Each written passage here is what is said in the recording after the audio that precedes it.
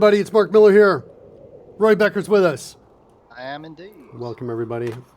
I bet you guys are on the edge of your seats waiting to see the new fanfares. So excited. Let me get out of this view right here. We'll switch back over here into this view.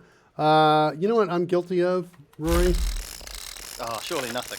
I'm guilty of not checking in my code in a couple days. I'm pretty bad. I've decided with that. I don't know. I don't know if I want to really spend time checking it in, to be honest, right now. I think I'm going to wait till later and go through and kind of, carefully look at all the changes. Oh no! Rory! What's happening? Who is that? Who is that? Oh no! Are you okay? Is that Frackburn? It's Frackburn. In the house. Frackburn, welcome. That was good time. No, it's always this awkward silence for a few seconds to find out if it's hated or if it's nice. Okay, there you go. I think you're going to drown. Very nice. All right, not bad. So we don't know. I just know it's going to happen where somebody's going to be like, I hate you. And I'm coming for you. I'm actually parked right outside your house now, that kind of thing. So I don't think I'm going to check this in right now, is what I think. I know it's not necessarily the best move, but it's kind of where where I think I'm going to be on this for right now. And I'll check this in at the end of the show. I'll spend some time on this. So this is basically yesterday's work, and I think the work from the day before as well is kind of in here. I had another dream, Rory. Oh yeah. Yeah, and when I do that dreaming thing, we usually write the code from the dream, and so that's what we're going to do today. Okay. Let me bring up the spreadsheet. So this was not a dream in which all the code burned down. In fact, you built more awesome things.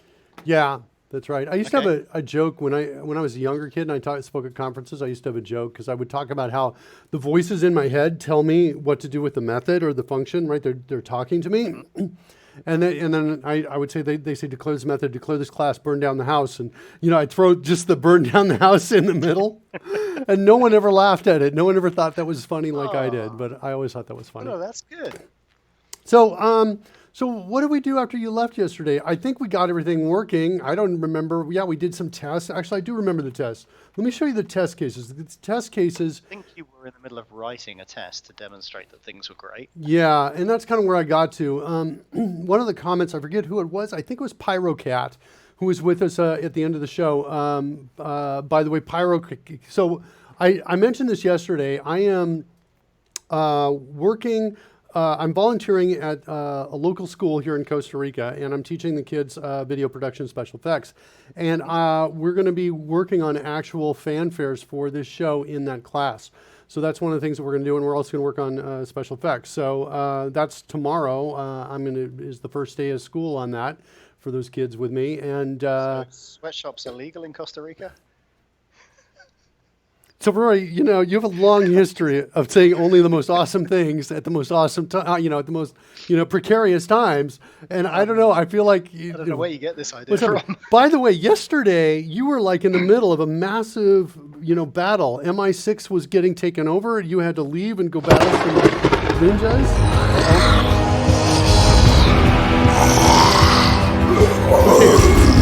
Look at that people.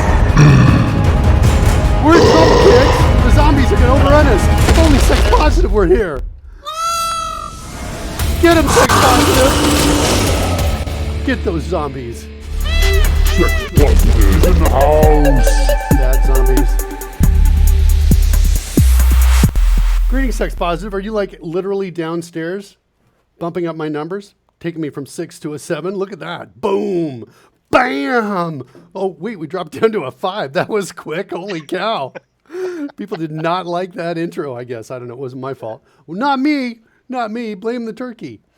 Literally downstairs. Frackberg says awesome on that. You missed Frackberg's opening there, honey. Although the kids all saw it last night. They saw it last night before they went to bed. I feel like I want to play it one more time. Should I? Hey, go for it. It's kind of new. Oh, Judson's here. Judson's here for the new fanfares. Yeah, maybe we'll wait just a little bit. And we'll show somebody. Whoa! Judson, seriously. Judson, very close. Judson. in the house.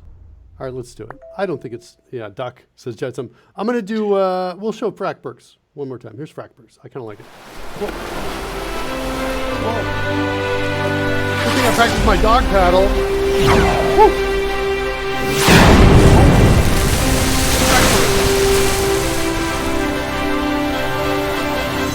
Isn't that beautiful? I love it. There's something about the ice and the fire together. Yeah, he's very proud, says Sex Positive. I've seen that opening many times. Yeah, every single one I'm proud of. Well, to some degree, yeah. I like the little story it tells. I woke up. I woke up talking about it? Did I really? That might be true. Double +1 for the Battlestar Galactica reference. Yeah, so not bad, huh? I think I got it without, and I'm not going to get sued. So not bad. Also, I love the flames. I think I did a pretty good job on the flames out the back of the spaceship.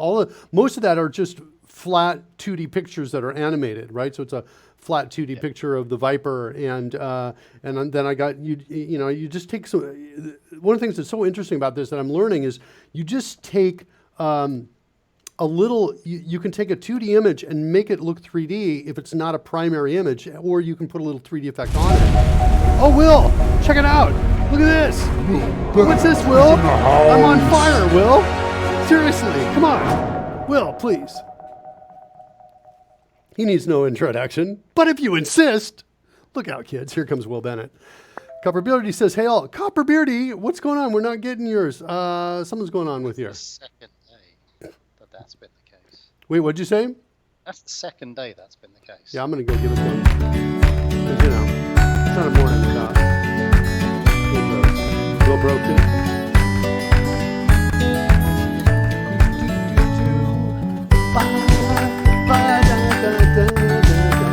You know what I'm going to do?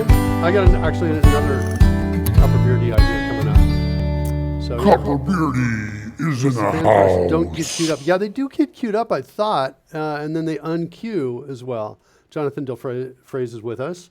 You should have a fire extinguisher. An extinguisher, yeah, you're right. Maybe I should do that. You're right. It's interesting, too, because Sex Positive is usually not, when she refers to my fictitious production company as Overkill Productions, she's usually not saying that in a complimentary way. So it's, when she says you should have an extinguisher, she knows that that's going to lead to more Overkill Productions, which is not necessarily the favorite around here.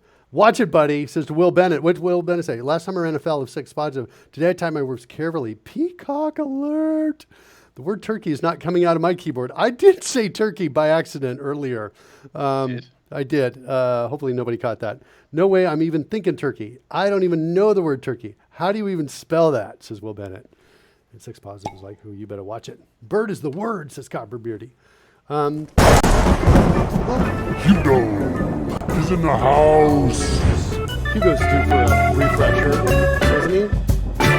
So Will Bennett's got 2 now. Got a couple people that I've got 2. Oh, the thing I was saying is, the thing that I learned that's just crazy to me, but it actually is working again and again, is I can have a static image, but if I just animate the image slightly, if it's not an important image, you totally buy it. My favorite example is for Codeman Codes of this. This is when I first learned it. If you watch the long Codeman Codes fanfare, if he comes in, you'll see it. The chair, he walks by the chair, and the chair just kind of rolls off to the side. And it's just a picture moving, is all it is. So the picture, it doesn't turn or do anything. I have no 3D on it. It's just rolling like that. But there's a sound effect of it rolling while it goes, and it looks real, and it's kind of in the background, so you totally buy it. It looks as if the original, because the original asset I got for Codeman Codes was just him walking around. There's no desk, there's no monitor, there's no chair. But I have him interact with these pieces. And I'm going to do something similar to that for Coding Gorilla, I think. Coding Gorilla, I'm going to put Coding Gorilla, I think, at a desk. I got some ideas for that, too. So these are kind of fun. I like doing them. I think they're, so far, nobody's hating them. And I think it's nice to honor the folks that are here with us, too, and helping us write code. Right? Absolutely. So, yeah. Wait a second. A foul. Did I miss a pun? Who did a foul up here? Oh, yeah, you're right. Last time I ran afoul of Sex Positive. Will Bennett is going to be my new writer on the show. He's going to write all my jokes. That's what I think I'm going to do. Some weird pop.com thing. Oh, hey, speaking of pop.com, Carl Franklin sent me a link to get his music to code by, so I'm going to add that to our music, and we can select that as an option as well. So you'll have control of what genres you want to listen to. Have not done that yet, but I might have time tomorrow. I don't know, tomorrow or over the weekend probably for sure. I'll have some time to do that, I think. Okay, so what do I want to do today? Here, let me tell you about my dream. My dream goes like this. I have a dream. Yeah, let's look like this. Code would be awesome. My dream looks like this. See this right here? That's hard to read. Okay. What I really want to do, in fact, it's all the way to here. What I really want to do is I want to cut that to clipboard and I want to say barbarian rage damage. Gotcha. Like that. And then I want to create a new spreadsheet. And I think I'm going to call this properties. I'm going to create another one called functions. Let's paste in what we cut. Let's go back over to the feature, grab this, grab just that, so we have the exact same match on it. Put this here, like this. And that's what I want to do. Okay, so that's step one. Yep. And let's add a one above here. This is going to be the name of the property, and this is going to be the expression. So here's the thing, I was thinking of calling these variables, but it's not really truly a variable because this thing is going to be evaluated every time it's referenced, as opposed to once, right? Which a variable is more like a one kind of thing. And I didn't want to just call it a function because I didn't want to put parens on the outside of it. Okay. I wanted to save myself some time there. So that's kind of what's going on. So I'm calling these properties. I also want to create a new spreadsheet called functions. Isn't this just a lovely dream that we're having so far? Name. I don't know where you get the inspiration from these things. These are totally foreign concepts. And let's see what we want to do here. Let's go back over to features. And now look at this. I can shrink that column down a little bit. Nice. Yeah. Now look over here. This is the code I was dreaming about. This. Attacking ability is ability. Oh, wait. I was thinking about that whole thing. But I want to say, I think really more this is what I want to take this off. And I want to say attack is melee, like that. And then go over into oh wait, do I need any I don't need to pass anything in. This can still be on properties. I thought I was going to have to pass in. I was imagining passing in the ability piece as well. Yeah.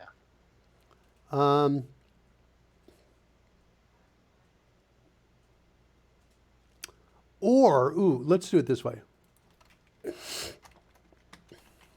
We'll make it a function, because I like that anyway. And actually, I want to kind of keep this, get this on the clipboard here. And now I have this, right? Which I contend is easier to read. I think that's true, yeah. There's less to it, at the very least, which means there's less to parse. Yeah, you do. There's which means you're spending less cognitive load on it. Yeah, now the thing is that that's kind of the idea behind what I want to do here. So attack is melee. And so now what I want to do is I want to grab this and come over here, and that's going to be the name. And did I get everything in there, or did I lose something? Oops. Yeah. I lost some stuff. Let's go back. If I undo... First place. What'd you say? That's the earliest part that was extracted. Yeah, let me copy this clipboard and see if I can undo this just here without undoing everywhere else. Nope. Can't you get the history of the cell? I'm trying to remember how, though. That might be true. Is there a right function? Look at Show that. edit history. There we go. Sweet. I want to go back one more. There you go. The piece in brackets with the or. Attacking type is melee or martial melee. There it is. That's what I want. Copy. Okay, sweet. That's nice. Thanks, Rory. Again, you saved us. You saved the show right then and there. Okay. Sure. Okay. So now we got this and that. Now, so we're going to say, the question is it melee with the specified ability? So, So you have a sheet for functions, which need to be passed parameters. You have a sheet for properties, which do not need to be passed parameters. Going to function very similarly, I imagine. What's the location we're calling these from? What is it that's making these? from the features page right now, but it could be any expression. So we're calling attack is melee here, and we're calling barbarian rage damage here.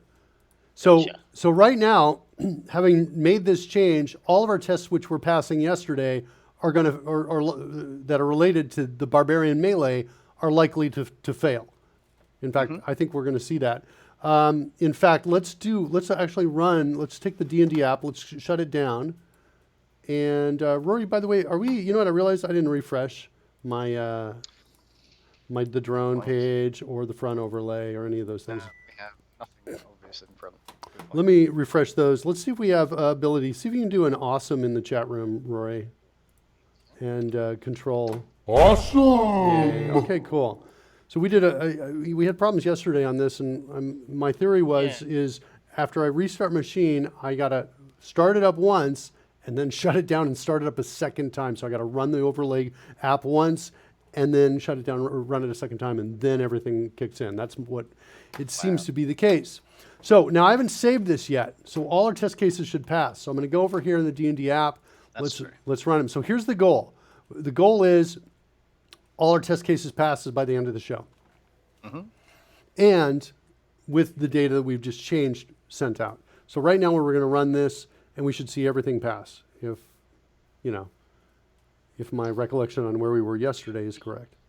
Have any kind of, how would you put this? Do we have any compile time errors? That's a strange phrase to use, but what I mean is, I suppose it's runtime errors. When the evaluation engine starts looking at your expression, breaks it down into pieces, and is then going to come across a term it doesn't understand because of either a typo or because we haven't implemented it yet, does it report that as an error, as a named thing?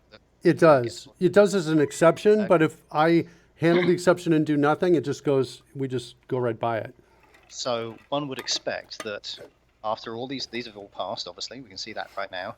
When we download the sheets, put them in play, and therefore damage the data as far as the current code is concerned, then run the tests again, we should be told, amongst other things, that attack is melee is an unknown thing. Yeah, that's exactly what we should see. We should see those in the tests. So let's go over to our properties. Wait, what's going on here? Oh, I pasted it here, not in the other one. That's why I thought I lost it. Okay, so I don't need that. I'm going to get rid of that. And so let's go ahead and we'll export this. So we'll say download, comma separated. And we're in the wrong folder right here. That's where the fanfares go. We're going to go over here. D&D properties. Cool. Brand new one. There's that. And I feel like I almost need a batch file for now. I kind of was intentionally not doing this, but I have two different folders here.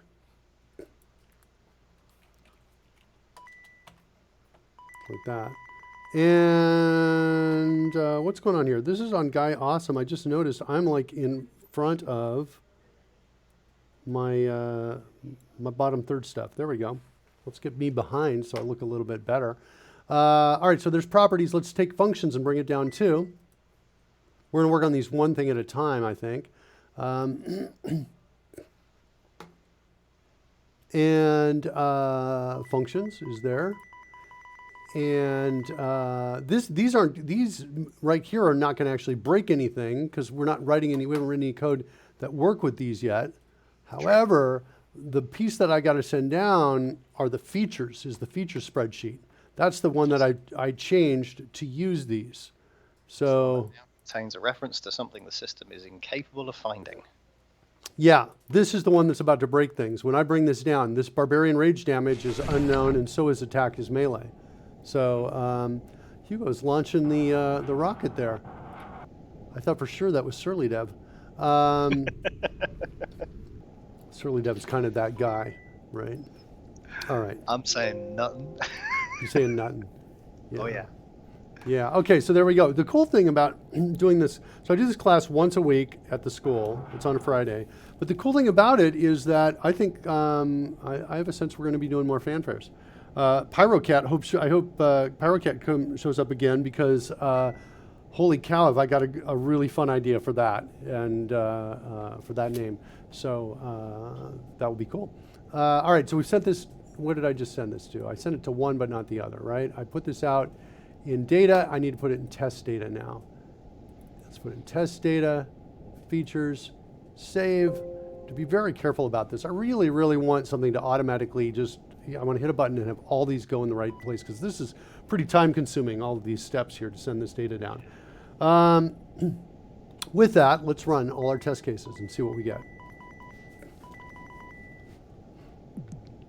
I'm expecting at least two or three. I always want to say Club W on this. This is CLW or Cool W maybe. I don't know how to say this guy's name. I should pay attention to his show a little bit more. All right, 6 failing tests. CLW is raiding us with the Party 21. Hey, thanks so much for that raid. Welcome, everyone. We raided CLW yesterday when we were finishing up, so that was super nice of you to return the favor, kids. Glad that you're here. Right now, I'm running through, we're writing code that is filling out my dream. And my dream was of breaking test cases. And these were all passing a second ago.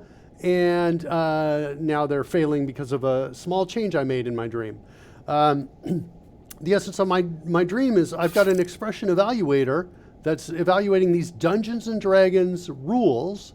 And I wanted the expression evaluator to be able to allow us to even declare functions in the spreadsheet as well. So yeah, if you're looking at this and thinking, wait, is Mark reinventing stored procedures? The answer is yeah, kind of.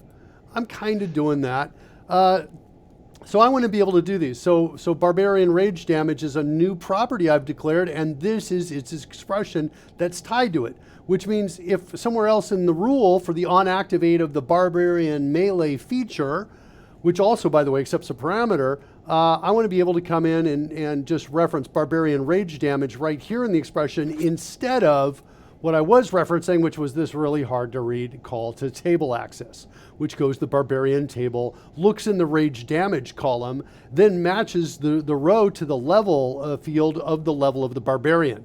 In other words, even reading this out to you is like kind of a pain in the, a pain, right? Here's the Barbarian table. So if I was a level 5, I'd go into the Rage Damage column and I'd look and say, okay, I get 2 plus 2 Rage Damage. But if I was a level 13, I'd come back with the 3. That's all that function does. But there's a lot of stuff going on there, right? And so what I want to do is I want to make it, just create something called Barbarian Rage Damage, and that means it's going to go into here. I want to declare any function I want or property I want and define its getter here. And that's what I want to do, and I want my expression engine to be able to handle it. Well, I just invented this morning. We just earned my dream earlier this morning, right? And so what I want to do is take this to the next level. Let's see, what do we got here? Discussion about the hurricane. My friends call me Hurricane. All right, CLW. Yep, pronounced like CLW. Cool, I got it right. One of the times, I'm sure. Excellent, I didn't know that. I'm gonna call CLW the Hurricane, and guess what, CLW? I don't know if you know this about us, CLW, but we create fanfares, and guess what name I'm adding to my list here? CLW. Like that, and it's going to be hurricane themed. I figured that would be kind of irresistible for you. It is. It is. If you got a handle and you show up here every once in a while, and the handle's like inspires me, you're going to get a fanfare. So super cool. Yeah, we'll work on something cool like that. Twitcher 1204 says subtitres Russian. I'm not sure what that is right there. Wait. Salam? Maybe titles? No, maybe. Oh, I'm missing, and there's some more from Twitcher 1204. I'm not quite getting. Salam from Nocia. Oh, I think salam means hello, and I'm not sure what subtitres is. I may have to look that up. Elite Stompers out there. Hello, Elite Stomper. Welcome so much. How is the stream over there at CLW? I bet it was awesome. I've lurked in the past for a little bit out there. Sex Positive is saying shalom. She's out there with the appropriate aloha and shalom. Yeah, I was thinking subtitles maybe. Oh, wanting subtitles in Russian. That's making sense. Jonathan Delfrays, now I need to come up with a cool nickname. Yeah, or something. You got to give me something. Something. Tell me what you like, Jonathan Delfrays. Delfrays. Phrase is like French for strawberry, is that right? Oh, yeah. We could maybe do something strawberry related, Delfrays, if you want it. You let me know, Jonathan. That's all I've got. You know? Give me something you're passionate about, a hobby or something like that. Copperbeardy was like, I like to grow sunflowers. And we're like, boom. There you go. We got it. Twitcher1204. I'm a novice programmer, but I don't understand what idiots write crooked library Microsoft. Uh-oh. Well, sir, this is a family show, so we're going to not use the word idiots too many times on the show. We got an uppercase limit, upper cap limit on that. Twitcher1204. Is from Strawberry, says Hugo. So we got a single S there, and maybe it's not quite there. Jonathan, so I don't know, Jonathan, you give me something cool that you like, and I'll add you to the list of stuff that I do. I'll have the kids do it or something like that. I'll do it. Who knows what'll happen. I just want to say I really like the Frackberg. I like it. I like the visual effects on it. I think it looks really cool. I'm a geek. I'll get back to you. All right, cool. Geek. Cool. We can do something. We don't know any of those. We can do something. Jonathan Frakes. Oh, interesting. Oh, yeah. Says Hugo Dalla. Yeah. See that. Interesting. Jonathan, you like robots, buddy? You're geek. You like robots? What do you like? Johnny Cake. Johnny Jump Up. What are you saying? Sex Positive. Okay. Hugo's asking, try to drop a seed, and it's not working. Oh.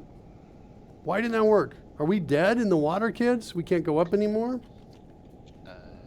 How did we die, is my question. What happened? So, yesterday, it all died after so many introductions. Well, this is after the test for awesome we tried. We tried awesome and we died. Let's try fixed. I think there's an exception killing it. Let's see if there's anything in here. No. Well, there's no exceptions reported here, but I might be swallowing them, to be honest. We played awesome and no errors or anything like that. So I could be totally just blowing it. Deathpacks is with us as well. Deathpacks were on that CodeRushed license for you. Anyway, by the way, any kids who are in from CLW's stream, if you want a copy of CodeRush and you work in Visual Studio, because it's an extension for Visual Studio, let us know right here in the chat room, and Rory's, you're going to spot that and add them to the list. And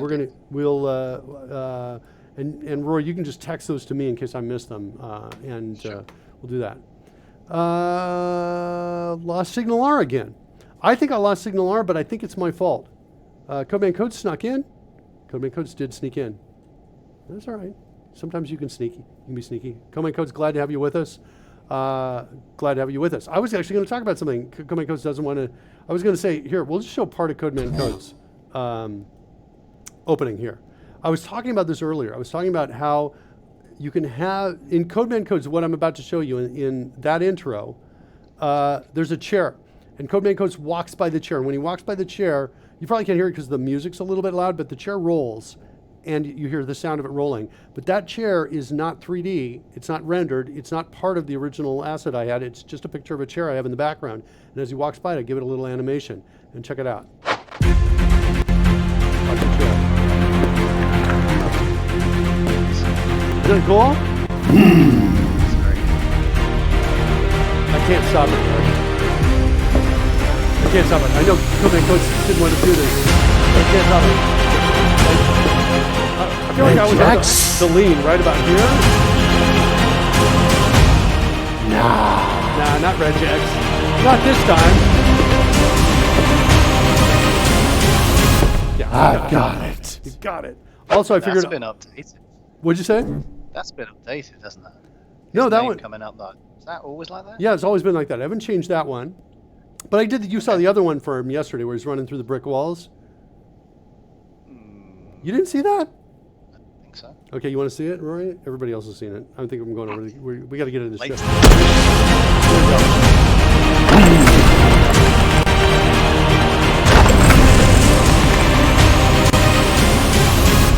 Right here.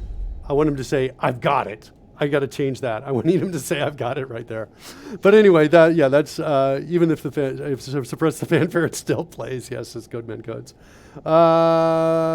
Is indeed Rory Becker CodeRushed is indeed the Rory. There's no one else who can fill those shoes. Yeah, Rory's doing awesome. Rory is perfect in every way. Just this guy. What'd you say? Just this guy, you know? Yeah, just this guy. All right, so my theory is we're hitting an exception somewhere in here. So I'm going to put on my to-do list here, and Rory, to keep me honest on this, Rory can see my to-do list as I type it in. I'm going to say, I'm going to report every exception is what I'm going to do. I'm not going to do that now, but I'm going to make sure every exception gets out that's inside Mr. Nutsabot, because my theory is something's happening and we're breaking it, and that's my theory.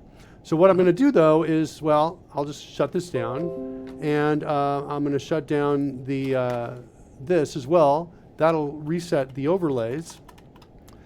I'm going to kill Chrome, which I've done, and I'm going to restart.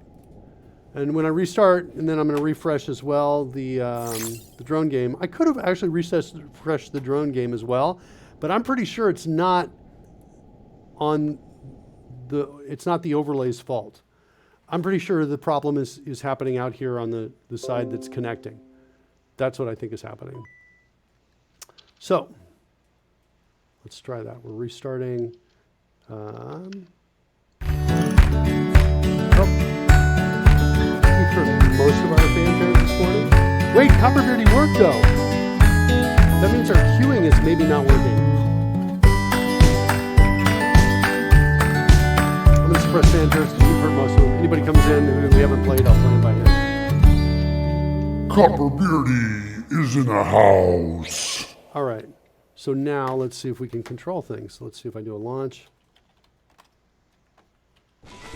Okay. So now we can control things for now, at least. Does this even work? Yeah, it seems to work. It seems to work. All right. So I think that's my theory. That's what I think is going on. So anyway, let's fix it. We've got some test cases that are failing. Let's go look at those. Right here. I want to find a simple one of these that's just using the, where's my, I shut down. Hold on. Let's bring it back up again. Codemate Codes, they wanted to send DNA samples of Earth's best specimens into space, so if aliens came across it, they would see the best of humanity. They gathered samples from the greatest scientists, most influential artists, well-renowned models, threw them all away and sent Rory's DNA instead? And thus What? Earth was doomed.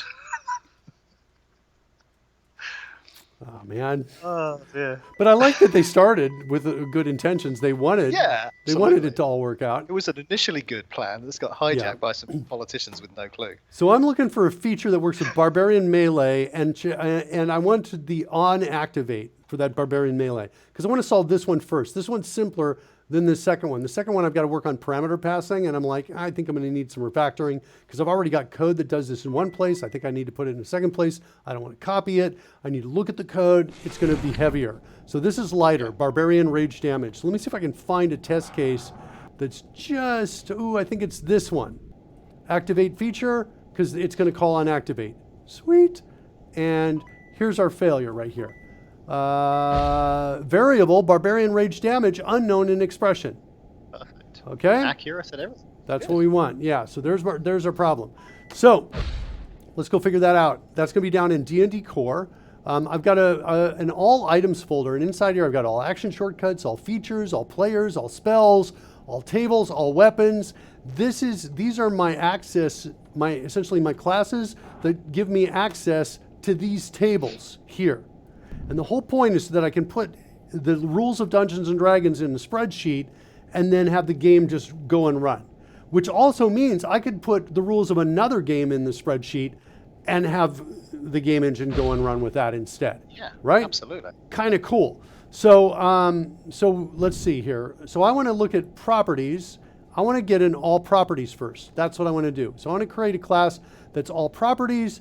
I'm thinking it's going to look maybe like this.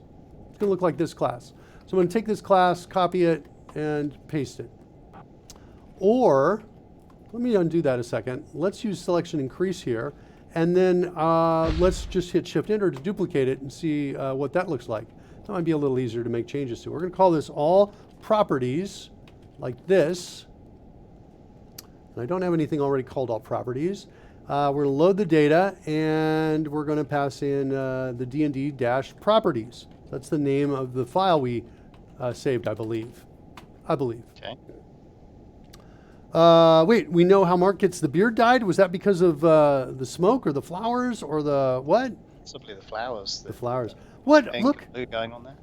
I'm in front of Growing my. go. What the hell? What the heck has happened? I'm in front of my bottom third again. There, I'm behind it. Is that happening on all of these or just a few? That's weird. Anyway, all right. It looks beautiful though, doesn't it? I like the setup here. It's all pollen. Jetsam is like, let's keep planting flowers here. So cool. All right, so let's keep going here. So we're going to call these properties. This. And this is going to be of the, should I call it the property? I'm going to call this the, yeah, I'm going to call it the property DTO. Property DTO. That's what I'm going to call that. It's way better to use duplicate selection because it links these pieces up, right? See how property DTO changed all over the place there as I made that change? Now, hang on a second, though, because you changed what was the word, was it feature before? Into Yeah. property DTO. Yeah. But you've already got a DTO in this block of code, a couple lines above, so are you going to get confused between the two DTOs as time Oh, you're right. moves? This should have been property DTO here. Yeah, but now you see you've got the use of property DTO in two distinct places, where previously you did not have analogous singular thing. Yeah. Now, that could still be fine, Hold but- on. Well, you're right. I could change this to property, but like this. But I'm not going to. I am not going to. I think I'm good, is the answer to your question. And this is going to be a property DTO too. I'm taking these, I'm working only with property DTOs on this. And I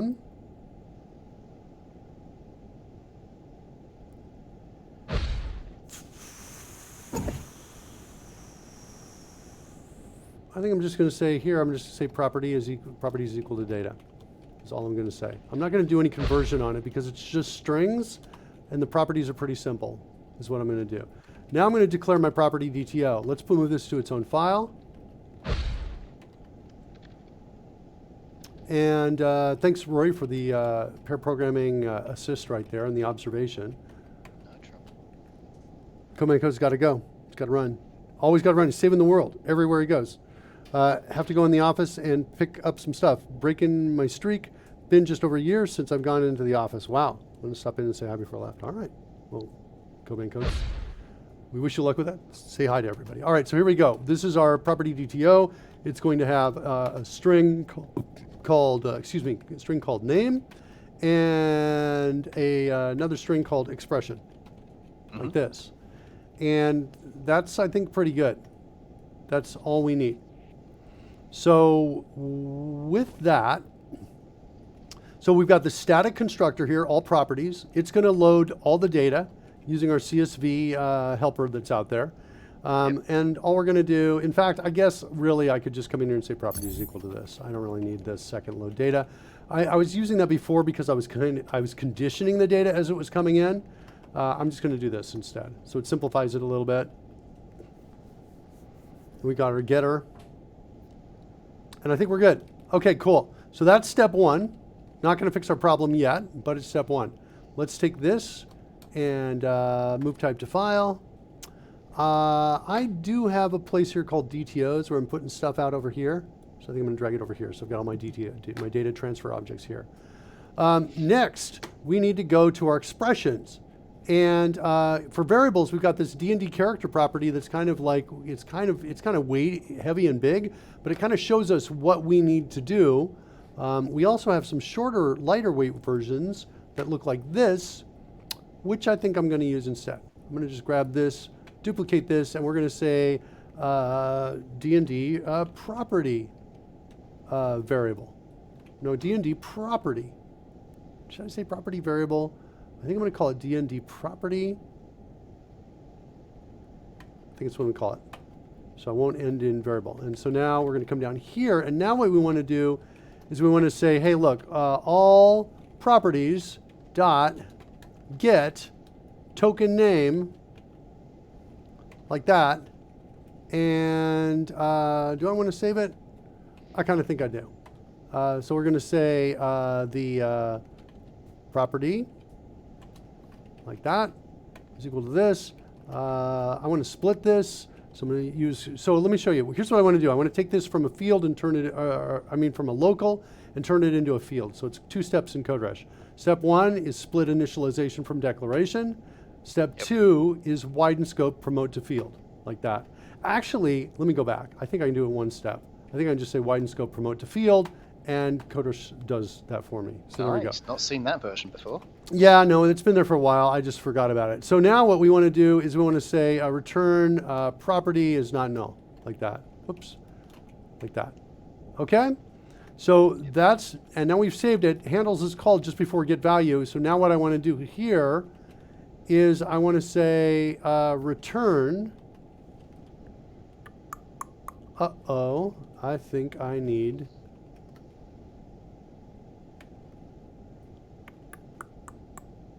Well, you know what? I don't need to save this. I'm kind of wary of saving stuff anyway. I'm not a fan of that. So let's do this instead. We're just going to get it twice because we've got the name coming down here as well. I don't mind doing it twice because we're not dealing with performance issues here. This is all in UI time, right? This is the UI. The user does something and then we're waiting for something to come back from that. So now what I want to do is I want to say I need to evaluate the expression. But guess what? My get value, it doesn't have what I need. It needs another parameter in it. And if we look up at my D&D function, we're passing in the expression evaluator to it. Right here is what we're doing. Yes. And so this is effectively useful when we have nested things. Yes, exactly. Nested expressions. It's self-referential almost. Yeah. Well, not quite. So what I need to do is I need to put the caret here, hit the CodeRushed key, choose add parameter of type expression evaluator, and we're just going to call this evaluator like that. And now CodeRushed is probably going through the 20 or so ones that we have out there. And did we seriously? What is going on? To vanish. What'd you say? That appeared to vanish in the previous file. You typed it in, you said go generate this elsewhere, and then it seemed to disappear. Hold on, I want to undo this. I want to go back to where we were here. I think that it's interesting. That didn't work, and I think that the reason it didn't work is because this type, we didn't have the right uses clause inside of there. So let me put the using there and do it one more time. So come in here one more time. Add parameter, paste, evaluator, like this, enter. The disappear there is because CodeRushed is compiling. Okay. And then undoing it. So now that worked. It changed the object before because it didn't have it in scope. That's what was going on. At first I thought, is that a bug? And then I'm like, I'm going to call it not a bug. It's what I'm going to do. So now basically it's just going through asking us, what do we want to name this everywhere? I'm just going to hit enter on all of these. I got a lot of classes out here that they're changing, so I think maybe I'll do control enter on this. But That's one of the great things about CodeRushed. See, if you didn't have that, you'd now be going and manually altering all of these lines. And true, you would have compile errors to help you find where they needed to be altered, but it's a very arduous process going to that many locations and just running basically the same thing again and again and again. Not fun at all. I want to go into this class. So this is where we call evaluate and we have those event handlers in here for evaluate variable. And here's where we're calling handles, I think. Is that right? No, not handles. That's not what I want. Get value. Okay, null is right here. I want to then pass in here evaluator. I would have eventually, CodeRushed would have eventually brought me here. In fact, if anything, is this a, I wonder if this is a feature request, is what this is. And the feature request I'm considering is that you bring us to the calling pieces first. Because the declarations we can just hit Control-Enter on. Do you understand what I'm saying, Rory?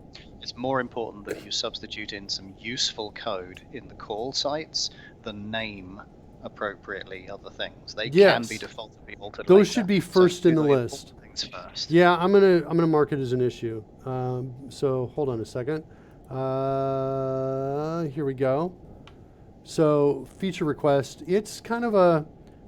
I'm gonna go back only 30 seconds, but I'll tell them manually to go back it's about 3 minutes back. Add parameter.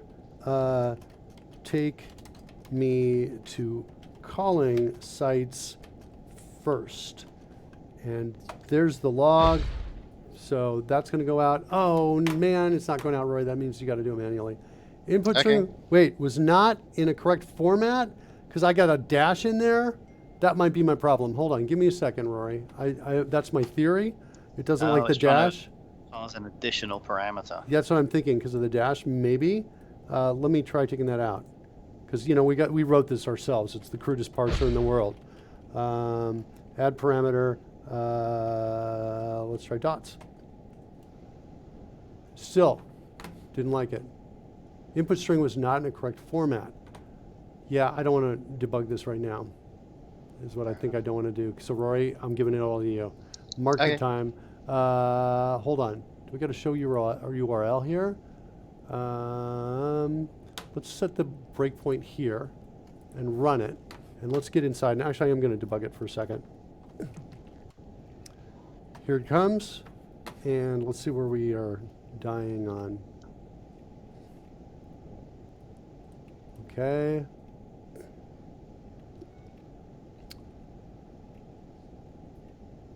Backtrack index did not occur. There's no $sign in there. Greater than or 0. So backtrack string is 30 seconds. Okay. Oh, no, it is there. It is greater than 0. Sorry, it's there at the beginning. Rewind time span is 30 seconds. And is this my problem? My duration is 48 minutes, 10 seconds. I'm rewinding 30 seconds. Really? Is that the problem? I'm like, let's see what happens. It's not the problem. Is the problem here? What's going on here? That looks kind of okay to me. What? What's my problem?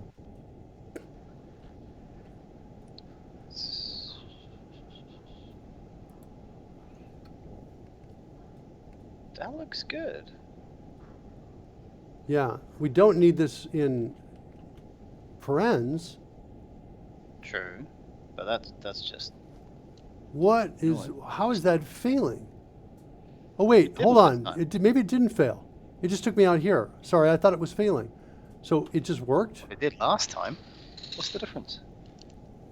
Yeah. Yeah, I don't know. I mean, the only thing that can be different between the two calls is what the time actually was when you did it. Yeah, do we have a time-related bug?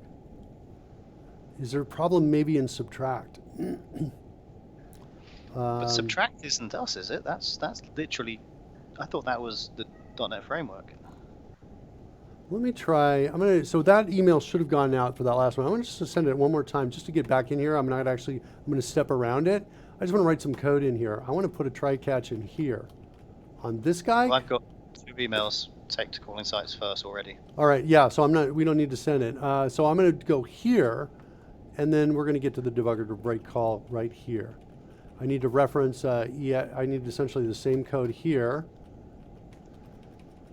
Oh, interestingly, hang on, this is. Oh, time marker. So the emails are getting sent, but there's it's failing to add anything other than the string. So there's no link, and there's no attachment. Oh, really? Yeah.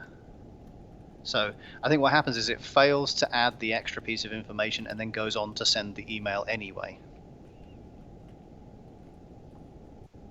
Yeah, I can't do that. It's timespan dot what? Dot min value? I'm not seeing any IntelliSense here. What's going on here, kids? Let's turn off CodeRushed for a second and see if... Yeah. Why are we not seeing anything in here? Let's drill into timespan.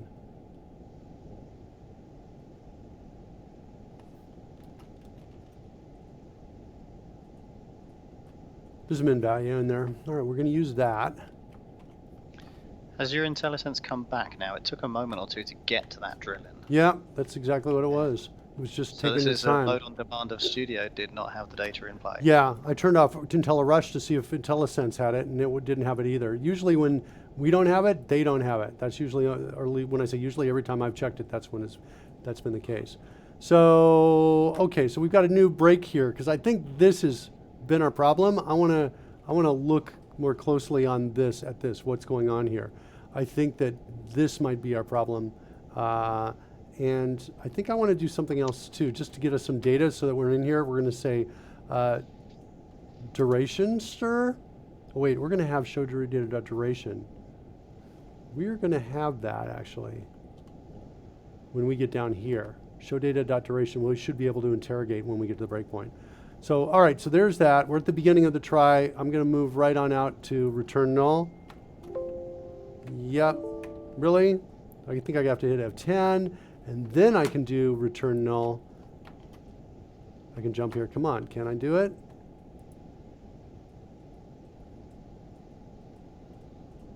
Oh, wow, it just ran everything for me when I hit F10. That's weird. Okay. So maybe there's a third email. All right, so with all that said, note the time right now, Roy, because this is what I want to, I'll talk to the devs right now, okay? So we just used... add parameter, wasn't it? Yeah, it was add parameter. And we did it out on a D&D variable. We were here.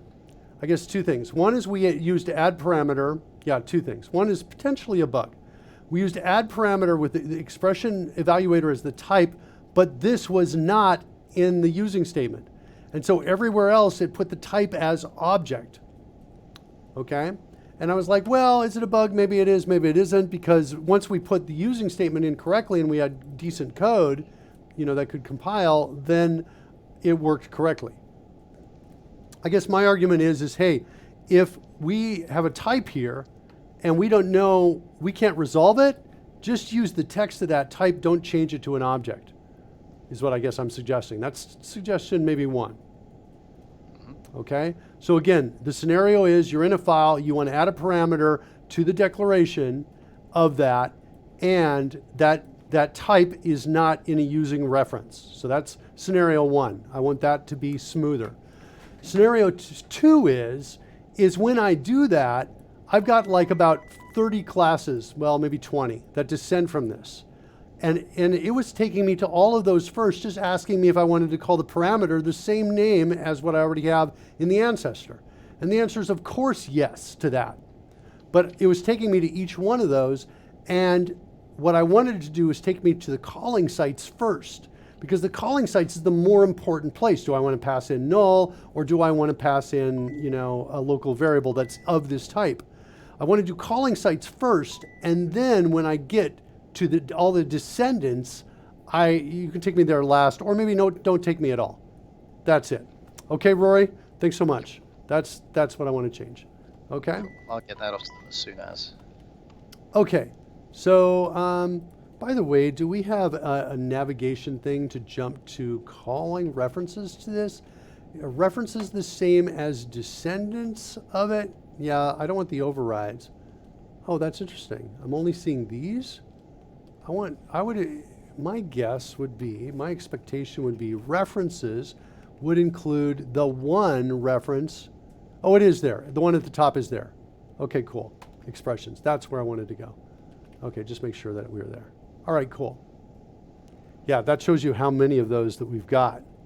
Right. If you want a slightly more hierarchical look at that, Shift F12 will take you to the references window, which will show you them, depending on your configuration, in kind of a hierarchy by file, by method, by wherever else your structure is placed. Right. Here it is right there. That's it right there. Is this Visual Studio or CodeRushed? This is CodeRushed. Yeah, that's what I was thinking. I do not use this feature, but I know that we had a hook into that, and we had a different version of this. So that's CodeRushed. Okay, great. Excellent. The interesting thing about that, bringing up just once, it's very useful on variables, particularly because you can select all usages, which is the default, but you can also search assignments to only, so you can see where things are being set, which is quite useful. Yeah. No, I totally remember that. That's excellent. We should do a feature of the week on this. We should absolutely do that. Yeah, where is that, Roy? Where are those options? Drop down list there says all usages. Sweet. Yeah. Right, of course, there you go. New instances as well. Very useful indeed. So this is so funny. So I remember speccing this out, saying we need to be able to do this, and then I've never ever jumped in and used it. That was like years ago. So very good job, guys. I like that. So let's see. Right. Well, this is not a property here. There's the read of it right there. Yeah, this is just so that doesn't make sense here. But if we were on a property, we'd be able to do those other checks. Yeah, that's super awesome. Okay, cool. Because wait, that's nice, Roy. I was about to suggest a feature of the week on this. Yeah, let's do that, Roy. Do you have time today to do that or no? I believe so. Yeah. And actually, I should have thought this first. I probably don't have time to do this today. Okay. I have to do like a number of things to do today, and I think tomorrow's tough for me too. But let's do it next week. Let's do it next Thursday. Is that cool with you? Yeah, that works. Okay, so we got our get value. Let's go back over into what we were working on, which was in variables here. Was it here? We just didn't move it out yet? Yeah, I think, no, wait. Character property. Nope, we didn't put it here. Oh, I put it in another class. Where did I put that? Are you going to give me my global history here? Handles, usage variable, skills variable. That's where I was. Right? There it is, D&D property. Cool. So that, by the way, is code places right there. So I came in there, chose the global history, and it shows the recent pieces I've worked on here. So I've got D&D property here. Let's move it to its own file so I can find it now next time.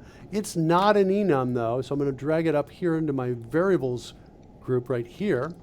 And so now I've got my expression evaluator.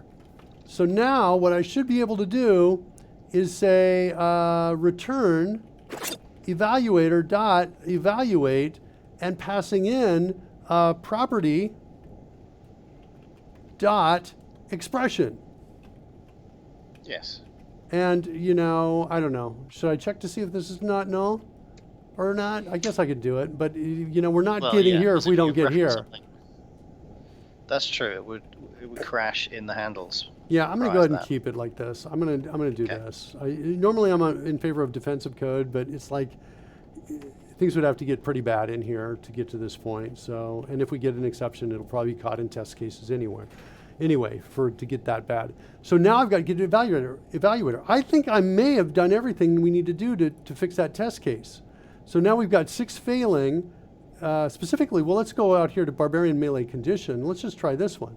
Let's see what happens if we do this. Run it.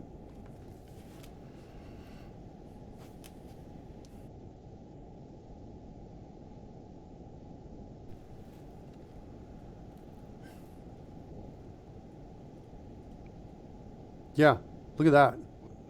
Sorted, passed. Yeah, so it's kind of deceptive, the fact that we've got a green light on this, right? What's happening?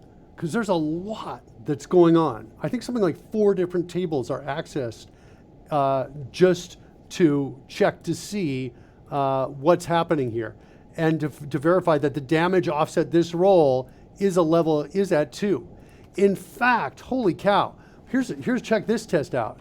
Watch this. Let's say Fred dot. I think I got a get class in here. Classes. I guess I got to go. I think we've got an FOD template here, first or default, where the name of the class is equal to barbarian. Like that. So we're going to get the barbarian class that comes back like this. We are going to do an assert not null on that. Then we're going to take that barbarian class's level and we're going to set it equal to a different level just to prove that this is all working. Where Boost him to a better form of barbarian. Yeah, we're going to make it a level 9, which means our rage damage will jump to 3. So we're going to set level, the level is now level 9. Then we need to reactivate the feature, I think, and then we can compare. I think this is going to pass. I just have to verify it's going to pass if, I think it's going to work. Let's see what happens. Yeah. Let's try it.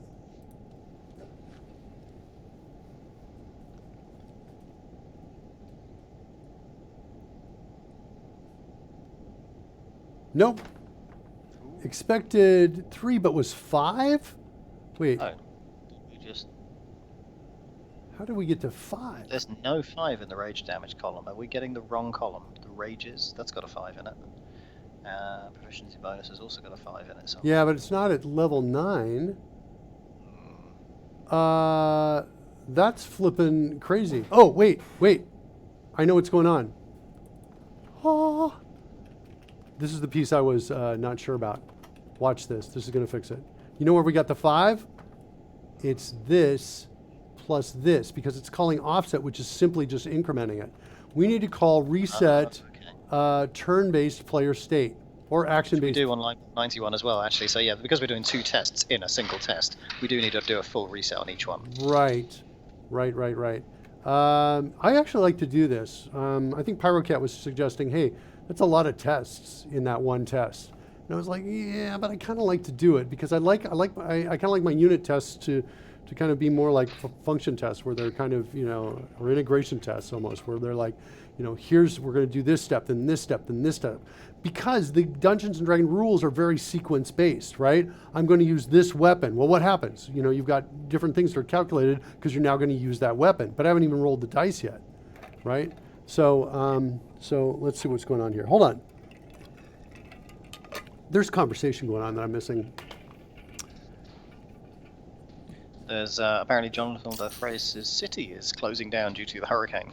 Oh no. Which, it's a big step to be taking, but presumably pretty valid as well. So everyone just checking, making sure Jonathan stays safe, because we don't want bad things happening to people. Unicorn floaty, literally whatever floats your proverbial boat. We have a plan now. Okay. Well, take care. Codebase Alpha is there. Codebase Alpha, guess what? I shut off. I disabled these, but let's do it by hand. Hey, we got Saturn right over there. We got flowers.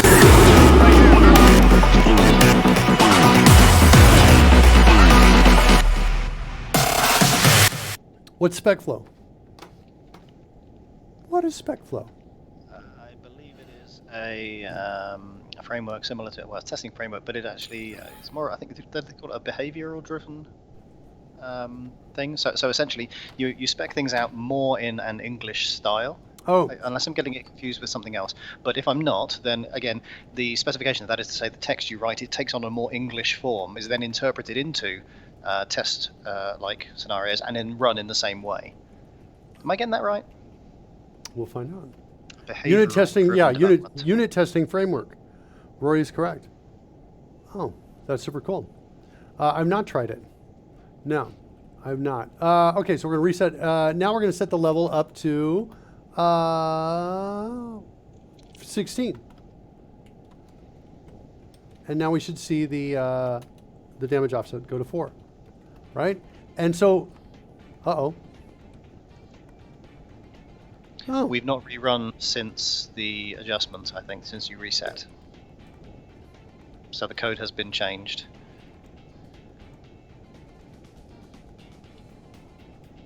I'm just doing a run right now. And so now, check it out. Now it passes. There we go. Right? This is super sweet. What's going on here is very cool, right? And so we're step one, right? We've got this page working, right? So I've got barbarian rage damage here. Let's just set the text color here, make it a little lighter, and bold it, and so it just stands out a little bit. And there we go. So there's that one.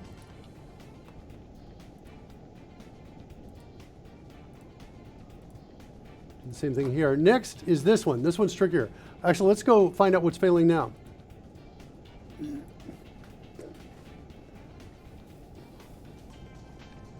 Part one of the dream is complete. Codebase Alpha, anybody who's coming in late, we are basically going after my dream. We had 6 test cases failing before. Wait, we showing us 6 still failing? Do we have new ones? Have we run all the tests since? Because we did just run one individually, but I didn't see whether you reran all of them. Many more may, in theory, be working. This one is no. This is I think the only one. I think I think all the other ones deal with the conditions piece over here of Barbarian Melee. These are all the other ones that are failing. So if we look at any one of these, let's go find a failing one. Here we go. Yeah, condition satisfied. This is going to be like, wait, I don't know what the function attack is melee is. I don't know what that is. Okay? Right. So now we declared a D&D property. Now we got to wait. That's not what we. Is that? Oh yeah, that is. That's what we did. All right. So we did that, and now we're going to create a D&D function. Is what we're going to create based on this, I think. So selection increase, duplicate, and then function. Turn off caps lock. Kind of like this music. That's good. It does, of course, point out the obvious flaw in our plan, doesn't it? Yeah, I know. As soon as it went up, I looked, I panicked. I was like, oh no, Roy's got to leave. Maybe you can change the, uh-oh. I already got a D&D function out here. Oh shoot. Oh yeah, because it's here. That's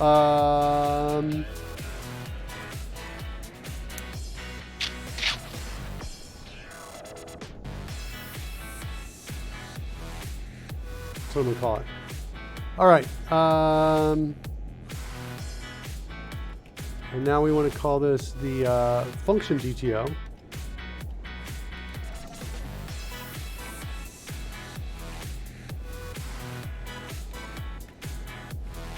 And we're going to go into something called all functions, which doesn't exist yet, but we're going to create it.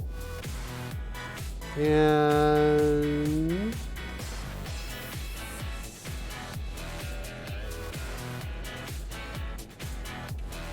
rename this.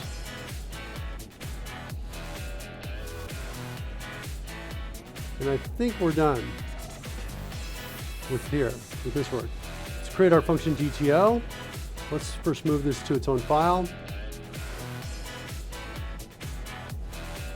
And it's not a variable, it is a function, so I'm going to put it up here. Sweet. All right, let's create our function GTO. That's going to have 3 properties in it. It's going to have a name. It's going to have a, what is the other expression? That guy right there. This is looking extremely like the property DTO. Yeah, but now here's where it changes. You want me to descend from it? I don't know. It's. I'm done. I've done it. I'm doing it. Okay. You can't stop me. You cannot stop me, Roy. Okay, so we're going to have not an expression, but we're going to have a function name. Is that right? Yeah. We're going to do a function name.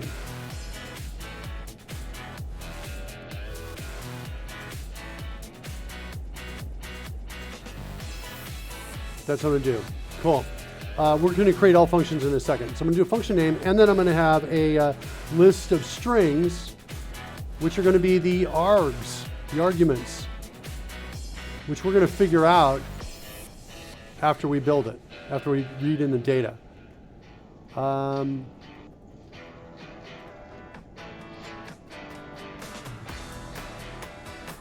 I want to change the spreadsheet to actually have these fields in them? I kind of like this right here. I just don't want...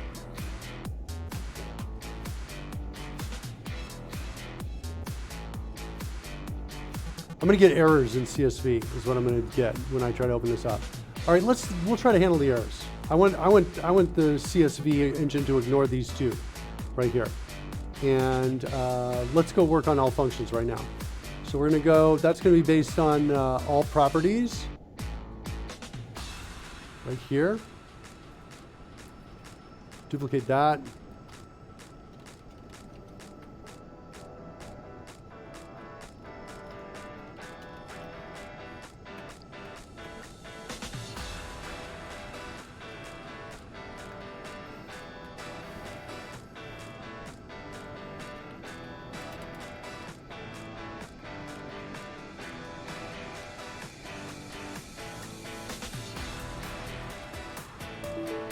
Can't rename properties.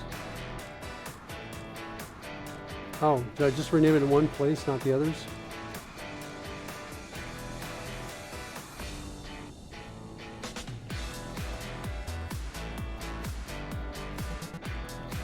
Okay, so this is going to cause an error right here. We're going to get an exception in here.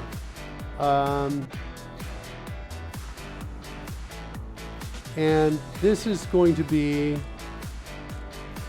the function name.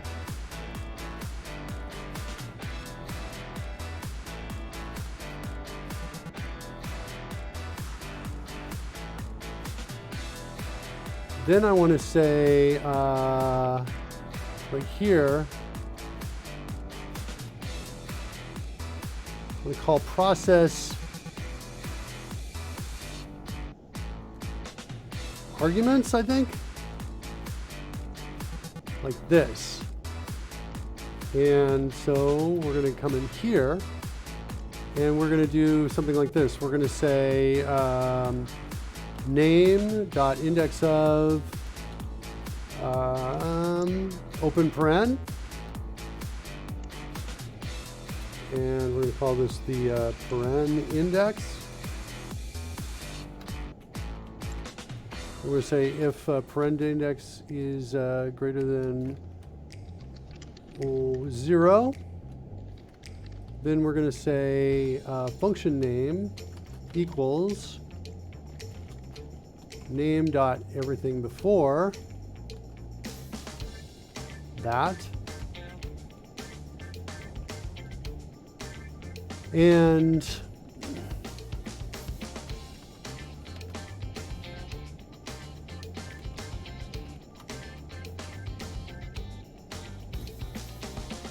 This is looking a little familiar, isn't it? yeah, it is, isn't it?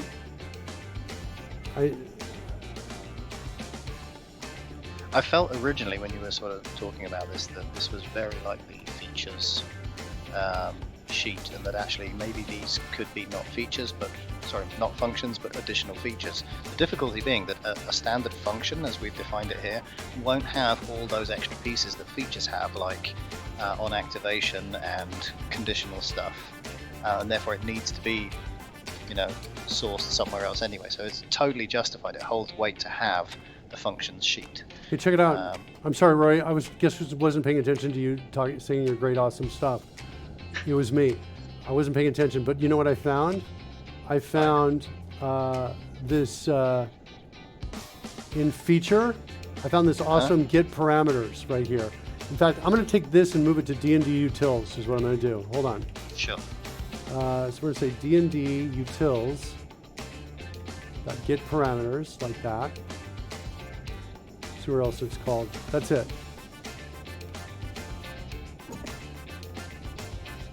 You found something, Heisenberg? Yes, I did. Who's out there? PyroCat! D&D utils. There it is down there. Let's put that in here. All right, so now I've got to get parameters in here.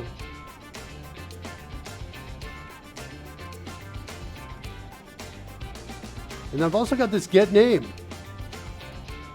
What do you want to bet? That also grabs everything before. Sweet. So let's take that. That should also move. Yeah. Yeah, and we're going to go to put that out in D&D utils as well. Like that. Let's jump out here to get parameters. And we're going to put this here, make sure it's public. Like that. Oh, look at that. Roy's taking the volume down. And then he's turned the music on. I think Roy's got to leave. How convenient. It's possible. Are you playing or you got to go? You got to go? I'm afraid it is that time of day, yeah. Okay. I got to go. But, I mean, let's face it, it's getting better with every step, all right? You've got only functions gonna- left, I mean, just a small amount left now. Yeah. Because properties are done. Features were already okay. They work in terms of the other things.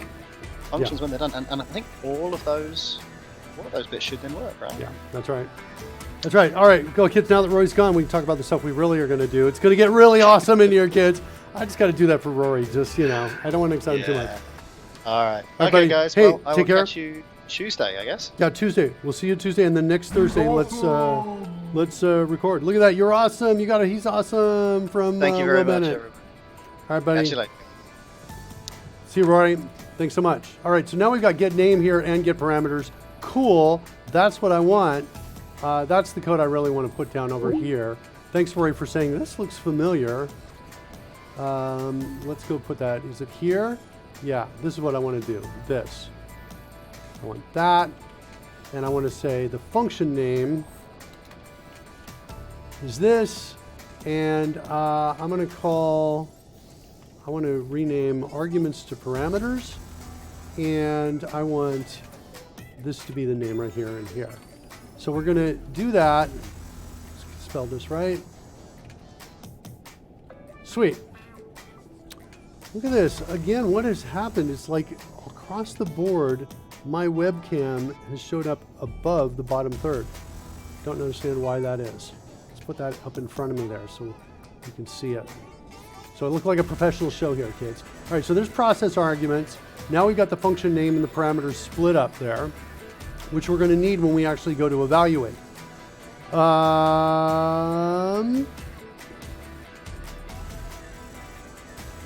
Okay, there's all functions. And this is going to fail. That's kind of where we left off. So let's set a breakpoint here, I guess. And let's actually make it fail. We'll go ahead and say debug that. So we can see what the error message is and see if we can figure out how to use the CSV helper and have it ignore it. Because the exception has a clue into how we can solve this. What's this? What? I got here before. Oh no. Attack is melee is unknown in the expression. That doesn't make sense to me. Attack is melee. Boom. Why didn't I don't understand why I didn't get over into. I'm not sure why I'm at a breakpoint there. That's weird. Why did I not get over to the other?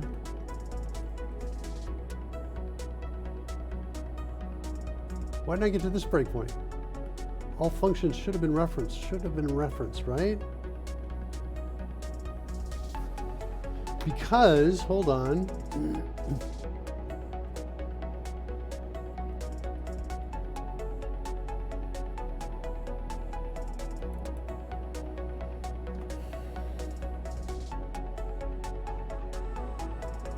Yeah. We should have come right in here for sure. Let's move this to its own class. Move it to its own file, I mean. Where are my DTOs? Right up there.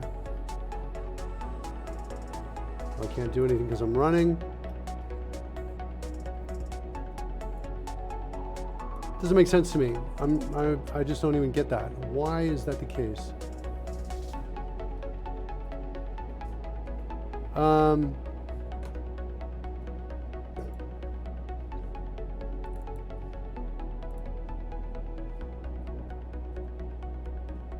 Yeah, I don't get it. I'm gonna set a breakpoint here. Let's debug it one more time.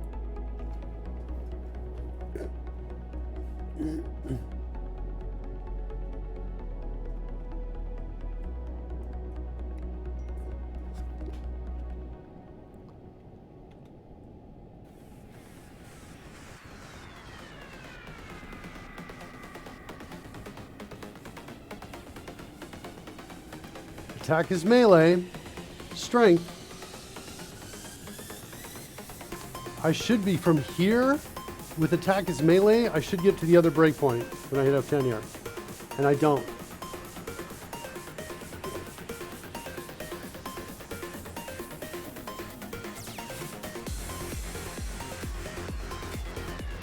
Why am I not getting it? This is if the, oh, this is why. Whoops. I'm descending from the wrong piece.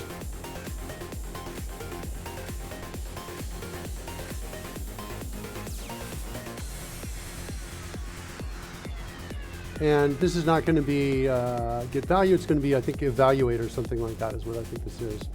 Public override. Evaluate. There it is, right there. Okay.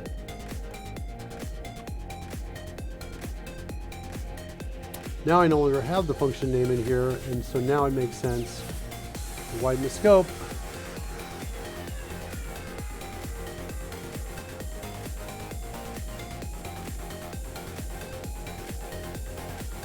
Okay. Now I think we got a better shot at this working. All right, let's go back now to debug that test and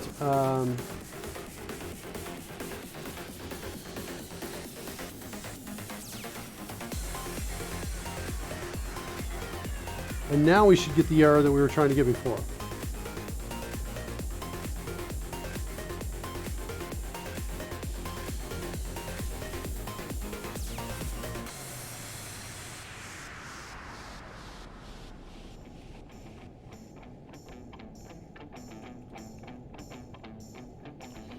Get about now. Here we go. There's our breakpoint. And now here's the bug, the error that I'm trying to get. This one should come up here in a second. All right. Header with name, function name was not found. If you're expecting some headers to be missing and want to ignore this validation, set the configuration header validated to null. You can also change the functionality to do something else, like logging the issue.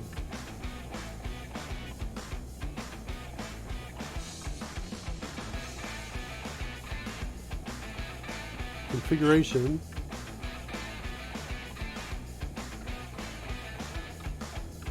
Header validated. Set it to null.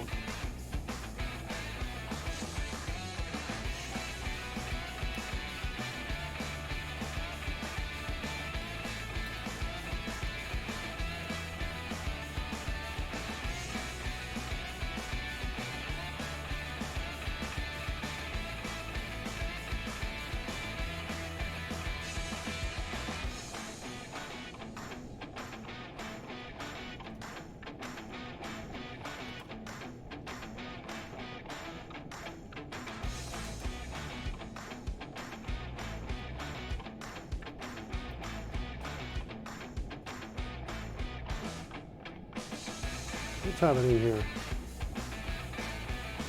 I can't see that.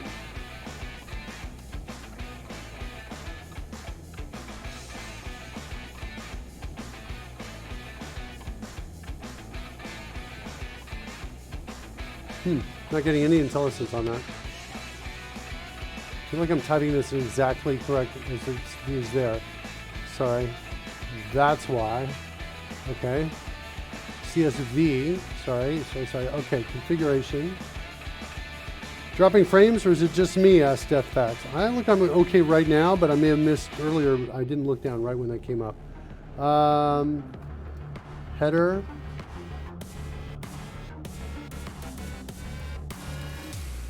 What was that?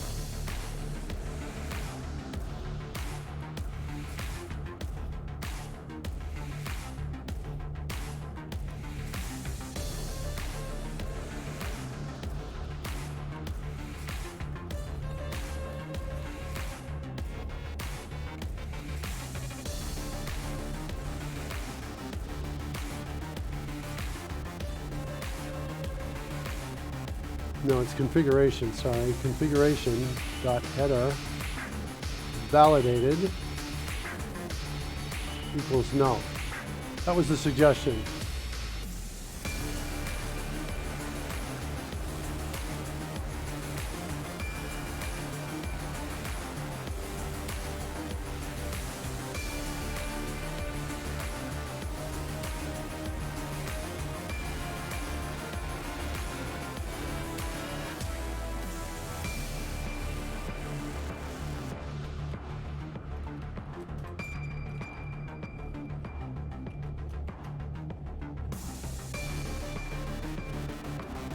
So I think it goes like this.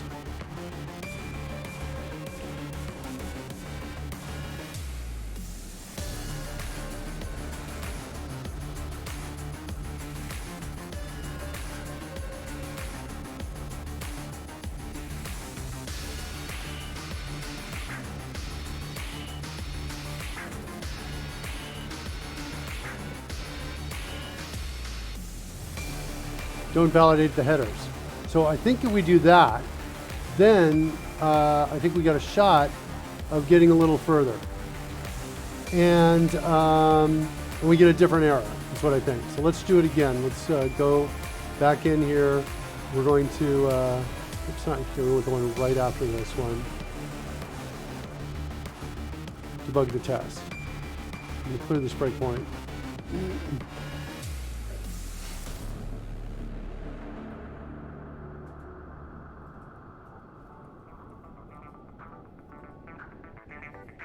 Okay. Oh, still problem. Field with the name, function name does not exist. You can ignore missing fields by setting missing field found to null.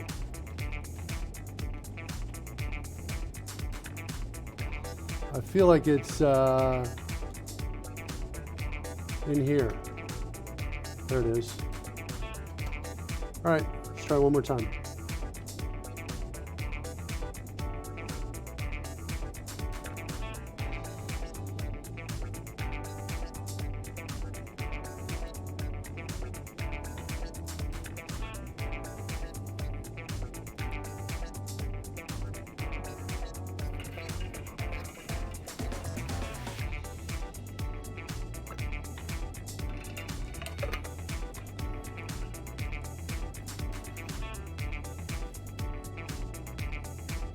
All right, one more time.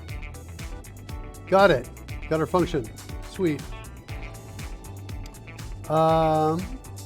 Cool. So we've got an expression for it, and we have a name for it. The function name and parameters are both null. After we do this, though, process arguments, we now have the function name is attack is melee, and the parameters is 1, and its ability. Sweet. Okay, so that's step 1. The last step we need to do, I can just run this, is here. Yeah, invalid character. So now what we need to do is we got our function, and what we need to do is say, I think something along these lines, function dot, hold on, let's drop a marker here. Let's go find inject parameters. And we've got them both out in feature.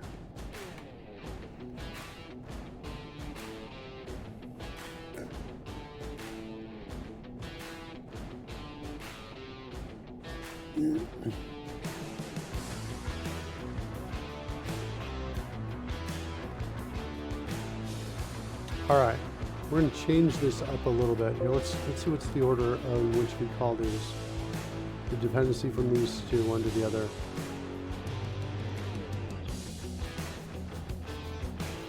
Okay, so this one depends on this one.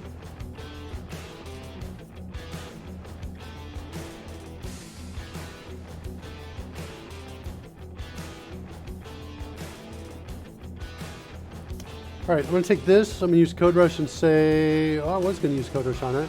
Looks like it's not giving me the ability to I'm gonna have to introduce a local part first, maybe. And then now can I promote to parameter? That's what I wanted to do. Okay, so we're gonna have a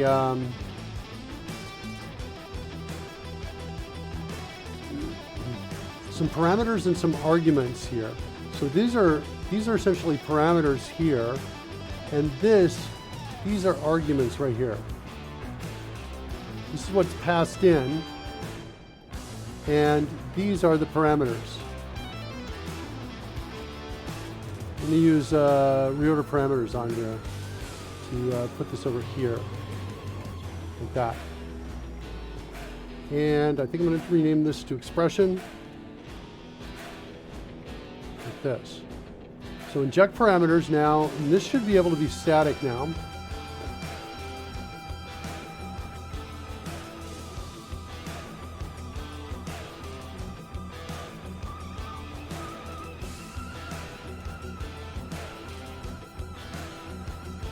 This one should be called args right here. So those are the arguments, the parameters are what we're putting in. That's got args in it too.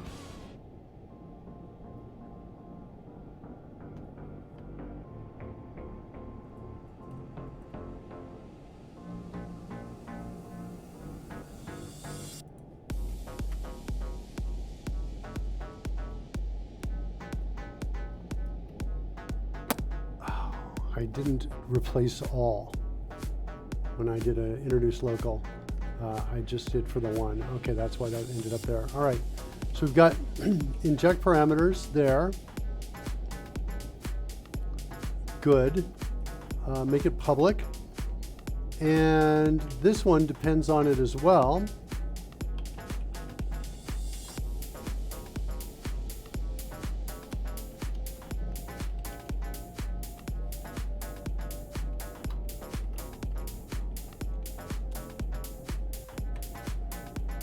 And so now we have this, and this, I want to do this, and I want to promote this to parameter as well.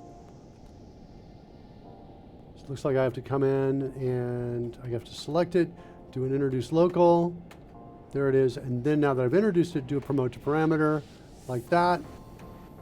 All right, cool. So now I've got inject parameters, these two, this should be able to be static too as well. And now I want to turn this to, guess where, DND utils. That's where I want to put that. Let's see who else is calling it. There. So I'm just using tabbed index reference to find all references. Okay, found it. Now I'm going to come in here, do the same thing, tabbed index reference, where I find it. Now I'm going to move both of these to DND utils, so I don't actually need to fix this one. Just fix them each one. So hit escape to jump back, keep going. Escape to jump back, and then we're finally just have these two. All right, excellent. Now, grab those, cut them, jump out to D&D utils, and we can add them here. Now that I have the inject parameters here and decoupled and moved away, we should be able to call these from where we need to call them. Let's go look at the usage for this here. Inject, I guess it's probably this one. Hold on.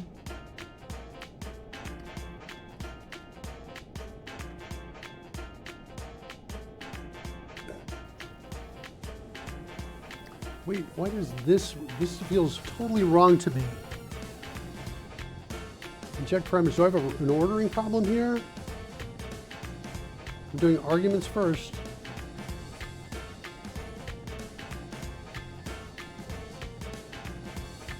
Oh, I see. This should be called arguments.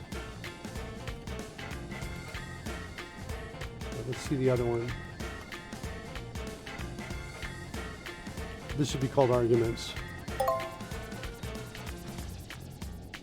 Why WPF over a web UI?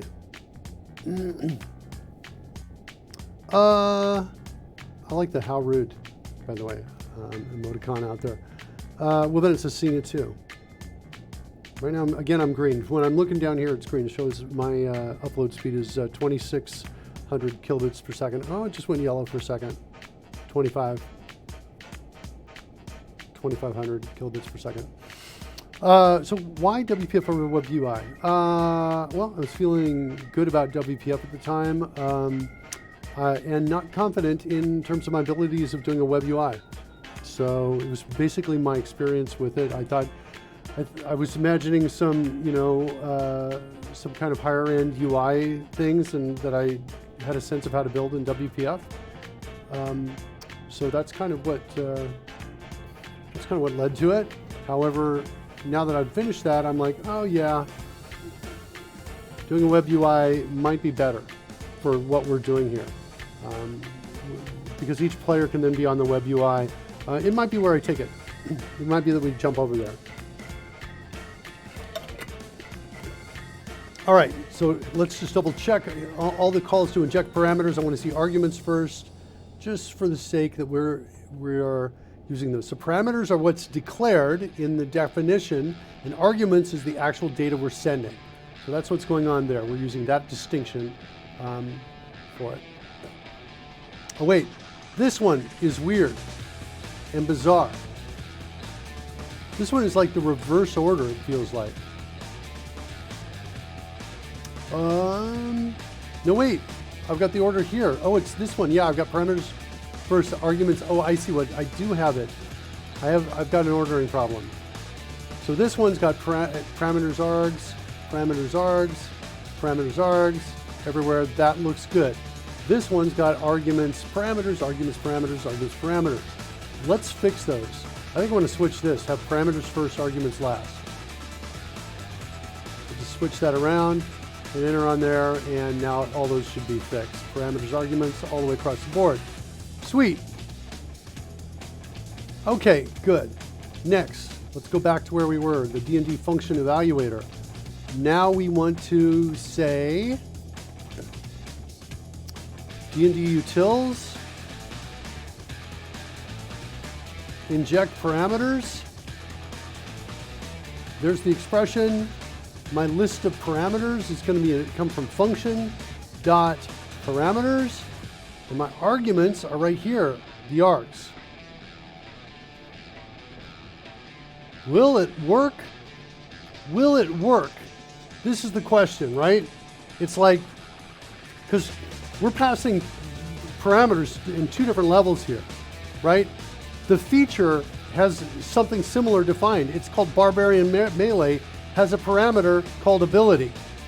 But there's no, oh yeah, there's ability here, but that's the parameter in to attack its melee. So if I pass strength here, we better get strength in our call to attack his melee. If we don't, we're gonna have to do some debugging. But if we do, then this will replace the word ability with strength, and then we'll be able to evaluate that whole expression. Yeah, it's crazy how much code is actually going on here to support all of this. But it's all looking like this. It's all the code that we've got supporting this is in these dedicated classes. Notice also, if you've been watching us today, I just created this class. I didn't instantiate it. I didn't register it. I did nothing. We've got reflection going through, looking for descendants of a D&D function, automatically registering for us. So it's easy. Development is easy, right? I just create this, write the code I want, and this could fix everything. And it could also be that we've got some debugging to do. Let's go jump into our test, and let's just see what happens with a raw run of the test, not even debugging it.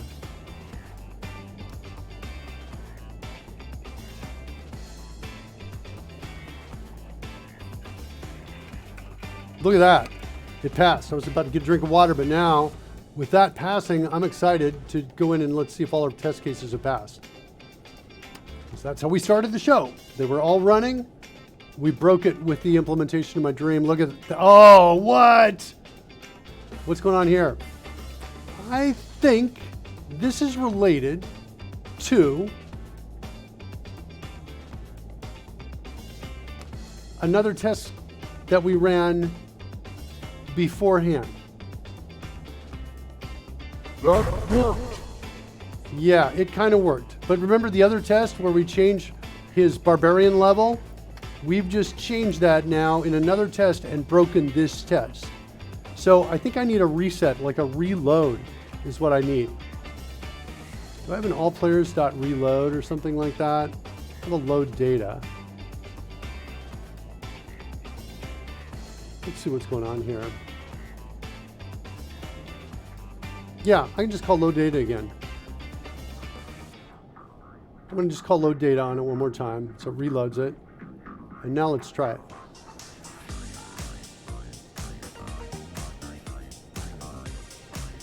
I can also modify the test case so it restores it, but I really don't want to do that, I think.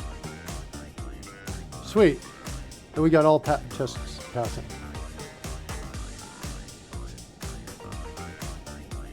Nice. Let's see if there are opportunities to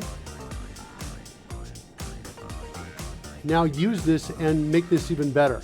So what's cool about this now, at the beginning of the show, we had this complex code here and this complex code here showing up in the features, which made this code harder to read.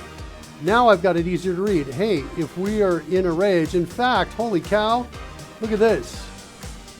I'm going to take this and I'm going to create something called in rage. Let's do it right now. So it's going to be in rage, and that expression is going to be get rage is equal to true.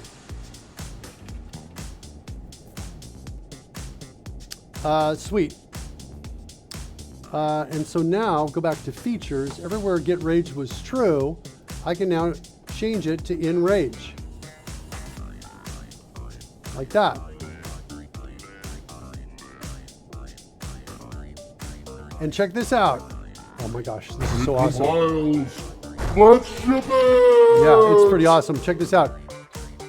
I've got this expression where checking to see if I'm doing a saving throw or a skill check against an ability. I can create a new function for this called like checking or saving if I wanted to. I think I'm not going to because I don't think I've actually got this working yet. But I could do that pretty easily. I'm going to keep this how it was, but I am going to change these right here. And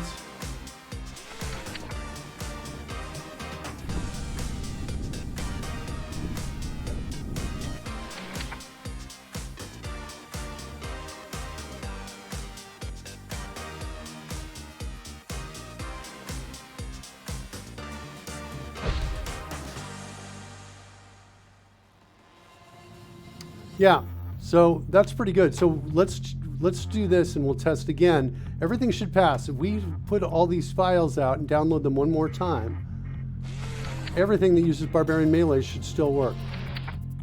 So there's features in test data. Let's put that, download that as well. Drop it in over into data, features. And we also changed our properties. We added in rage. So we're going to go ahead and download that.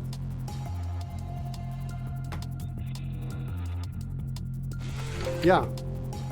I can't tell you how satisfying it is to have a dream of better code and then be able to implement it and then you know, we can close the door on that, right? It's like, okay, now I've made it so I can define properties based on expressions very quickly, right? I can just come in here, define the new property I want, come in here, define the new function I want, whatever that is, and then in my features, I can reference it here, and then once my features are defined, on my players side of things, I can come in here and right here in this features column, I can specify all the features that they have.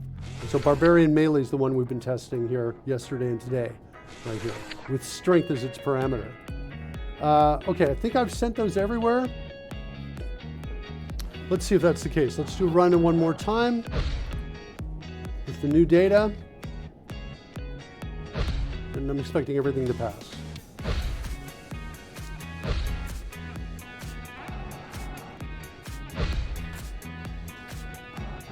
There we go. Sweet. Everything passed.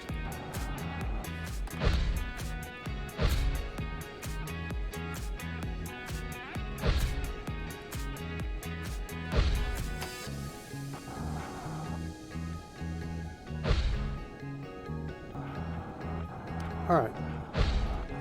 Now I think I want to keep going. We've tested, in the features, we've tested Barbarian Melee. We've tested its on activate, but we have not tested its deactivate yet. And we need to do that.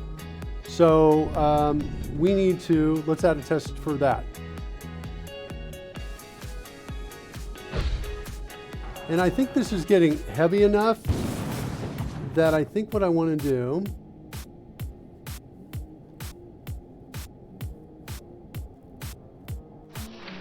Retro CRT switched us to the EDM genre. Thanks, Retro CRT.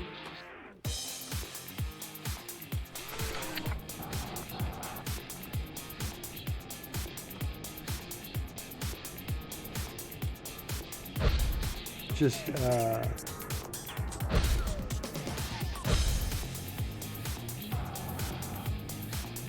all right, just adding Retro CRT's name to our list of potential fanfares to build. Got kind of inspired by your handle there. Very cool. All right, so let's see. I want to do a deactivate on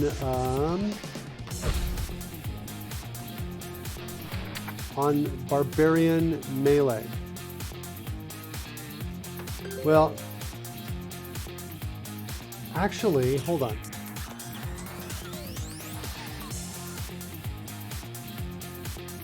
Yeah, let's do this. Damage offset this roll. Let's go find where we're looking at damage offset this roll. Here, this is where I want to be, right here. And I think what I want to do is I want to create a new test class, because this is getting pretty heavy.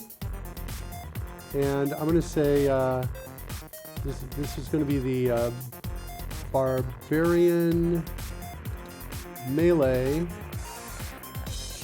feature test. That's what this is going to be. And now I want to come down here and I want to grab all my Barbarian Melee tests.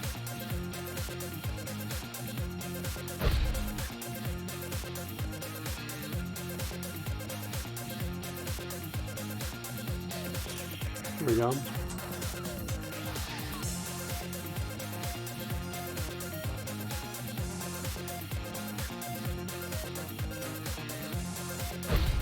Get rid of those. Pop them in here. Let's move this file to its own type. Move this type to its own file. And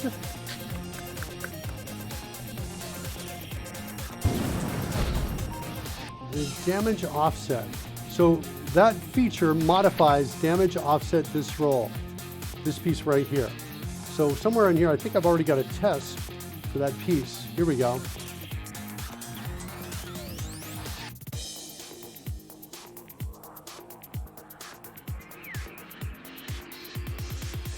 So now I think I want to do this. I want to say, do I have any rage elements here?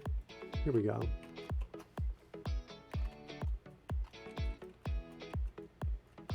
I want to see what happens if I do this. Can I do that? Can I assign a value? I don't think I can. I think that's going to fail. I need to call set, is what I think I need to do. Okay, so I'm going to set rage to false.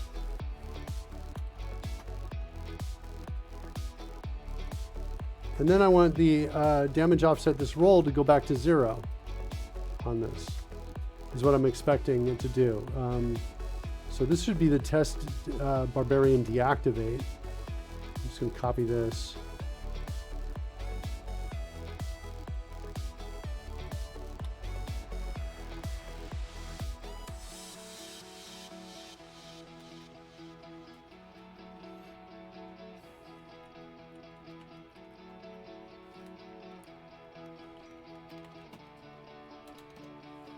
Okay.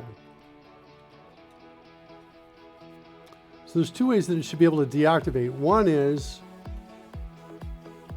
here, when we set the state to a different state, And this is a little tricky because I think we're going to need some code that checks to see that the state has changed and then go back and recalculate, right?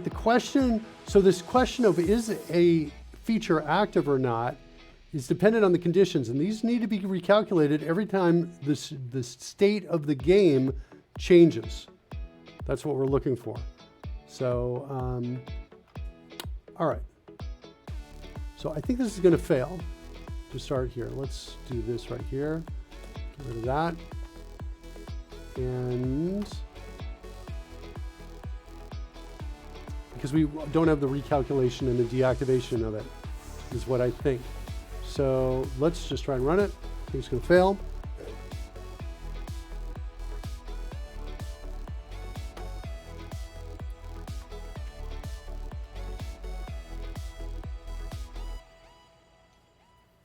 Yeah, so that failed. It was 4 instead of 0. That makes sense. Okay, now what I need to do is recalculate all the feature states at the right time. So one way is when this state of anything changes. This state change occurs in character, a class called character.cs, which is, I think, in my core classes. No? Oh, it's in my life folder. There it is, for life, things that are alive. Although, I think I could argue that life goes up into core. Let's go and move that up. Core classes, life. There we go. Okay. So somewhere in here I've got a state changed, I think.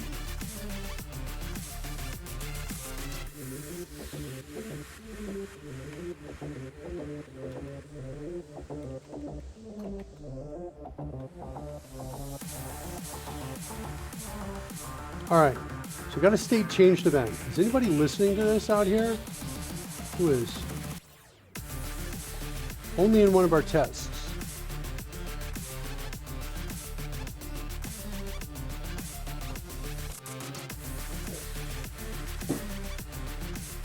So we want to hook this event. The question is from where? The game? The game adds the players. The game can hook the event, and then when the event fires, the game can then trigger another event to anything listening to the game. Or should the features be aware of every player, or when any feature deals with a player, should they just say, oh, have I hooked its event yet? No? Let me do it.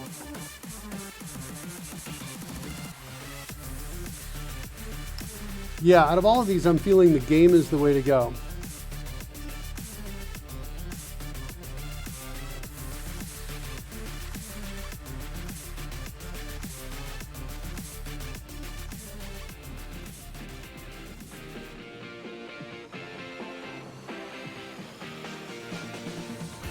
All right, let's look at the D&D game. Somewhere out here we got a class called D&D game, I think.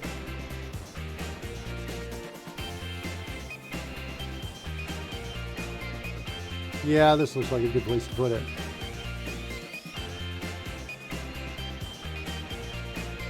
And do I have an add player? Add player.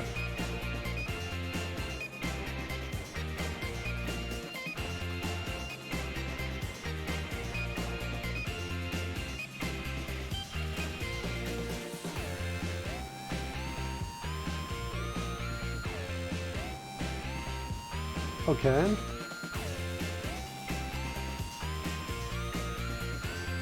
Does this include the player? It does not. Let's go to descendant of this. We're going to say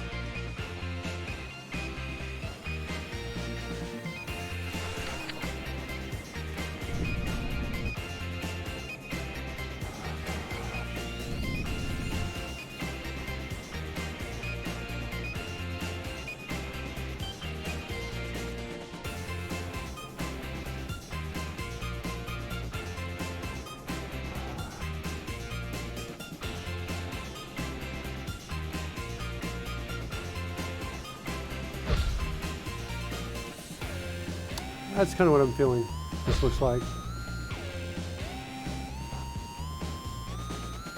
All right, player state event args. Let's put that in its own file. Where are these? Do I have something called events? Event args? Player state event args. That's where they are, right there. Okay, and I've got one class called delegates out here. Let's organize this. Call this event args. Let's move all of these.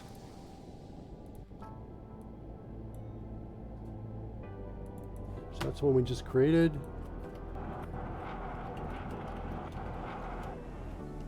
Let's go bring up our delegates.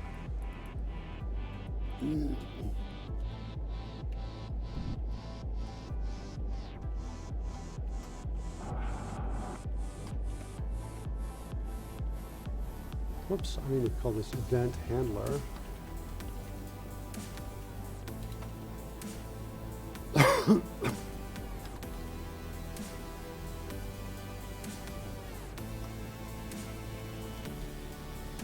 Okay. Let's go back to my game. And let's create the new event.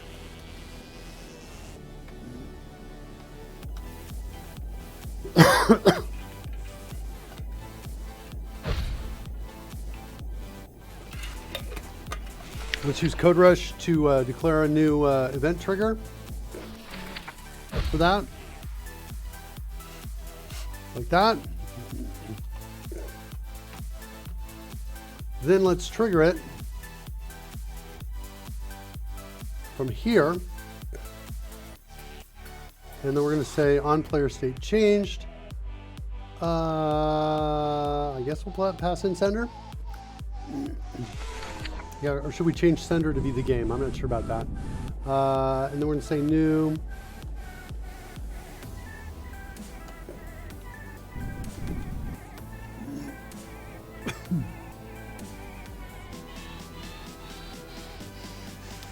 Oh, the sender is the player.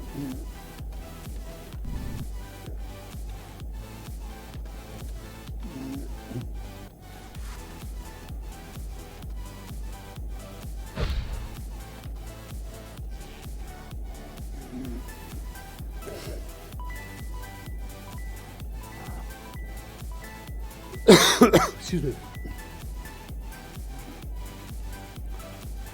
And I think we're going to change this to this.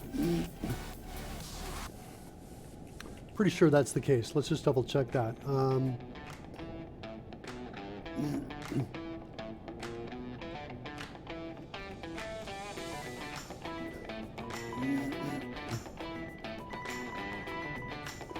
Yep. The sender, and on state changed is the character. So we're good.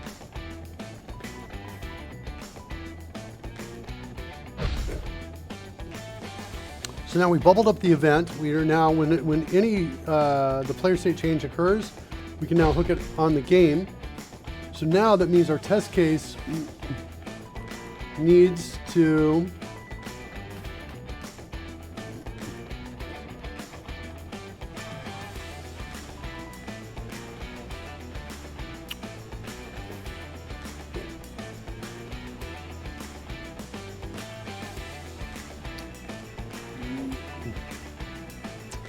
just looking for where I'm creating instances of this. Let's do shift F12 and new instance. They're only creating new instances inside of here.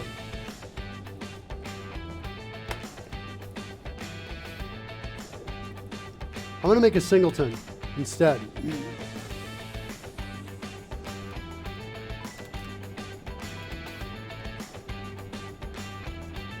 Like that. So there's only one game running at a time. That's where we're going to go.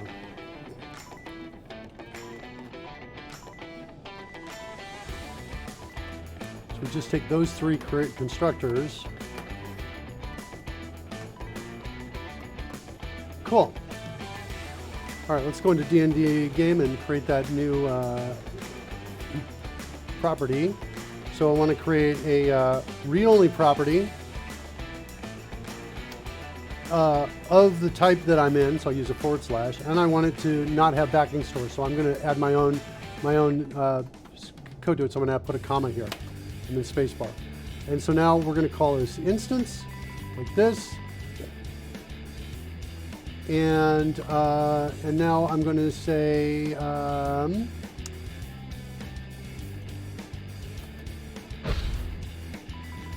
oops.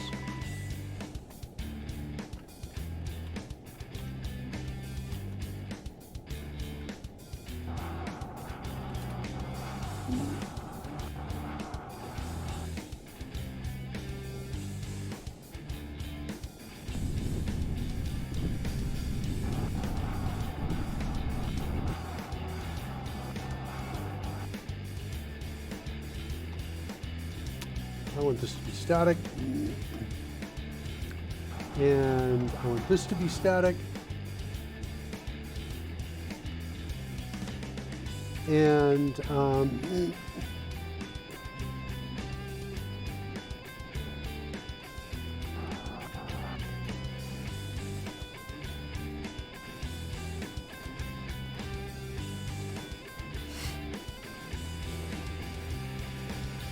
so there's our singleton. So now that means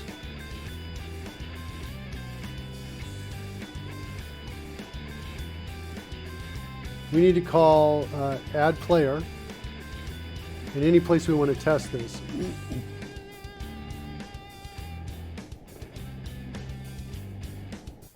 So let's create the game, get the game here.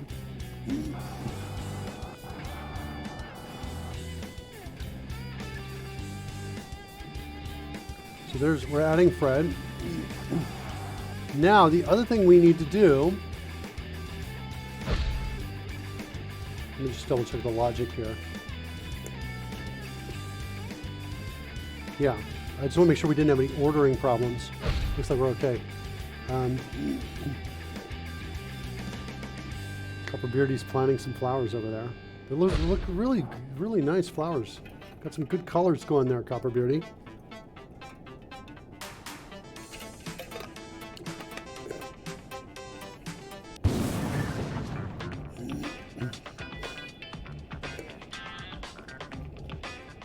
Drop a meteor on the boombox to change the music. All right, so it doesn't look like we have any sequencing or ordering problems here. We can add players independently of hooking things. That means now that we've got one game out there, we can go hook that in our, I think we want to do it in all features here.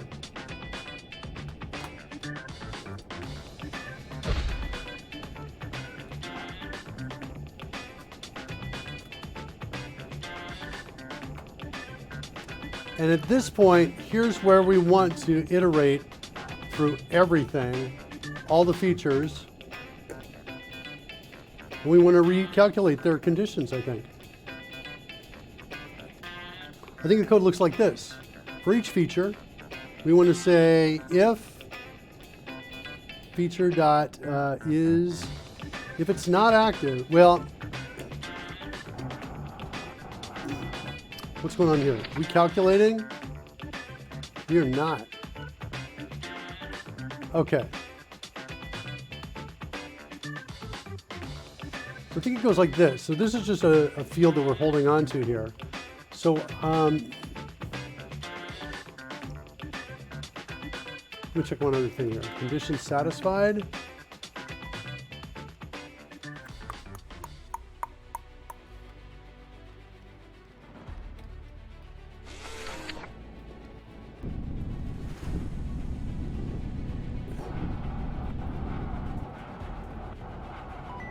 Yeah, that's going to work. That's sweet. Hold on a second, though. Let me go find where this needs args and a player. That's in an assigned feature. Assigned features get assigned to a character, I believe. Yeah, it's in the character's features. That's what we want to do. Hold on a second. Let me go back. All right. instance player state change. So now what I want to do is this. I want to do this. I don't want to go through all of the features. I want to go just through the player's features here. So for each there on the assigned feature all the way through, and then I want to say, hey, if the assigned feature dot condition satisfied, okay, that means we're satisfied. I think we also have the is active on here too, right? We do not.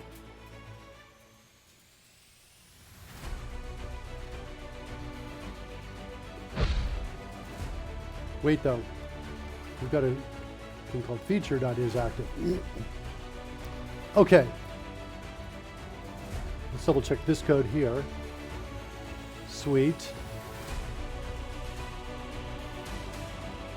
Yeah, this music's perfect for this code because I think that we've got good design here. And I think that with just a few lines of code, we're going to get this to work. Hopefully, let's see what happens here. So if the feature is active, if the feature is not active, that means that flag was not set yet. And the conditions are satisfied. So that means we need to now activate the feature.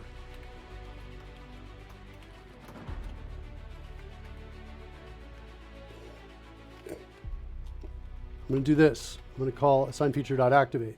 Oh, do I already have it? Nice. Let's double check that down here we set that flag.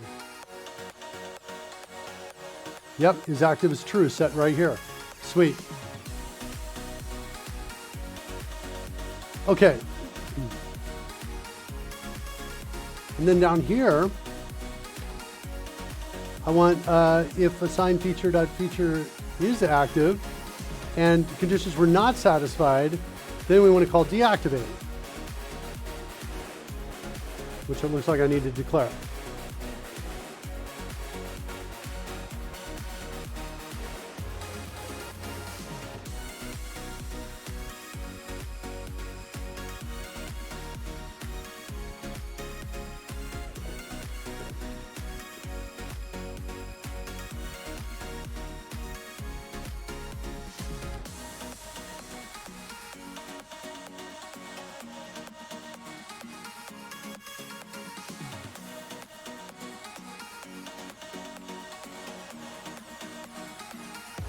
Just use selection increaser to get that whole expression, then I backed it up with the num minus. So selection increase, so I go too far, back it up with the num minus. Okay, so there's my deactivate. And now, I think we're going to get a different error now. The error I think we're going to get now is, I don't know what to do with this, because I don't think I've declared this yet.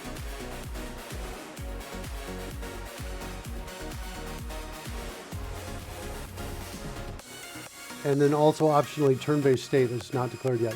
So I think the recalculate pieces are going to be, we're going to need to solve that. But let's see, let's go back to our test case here.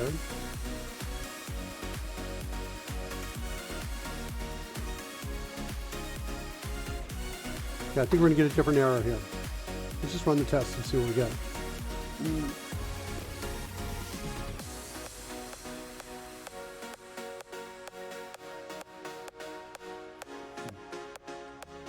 Is it the same error? No.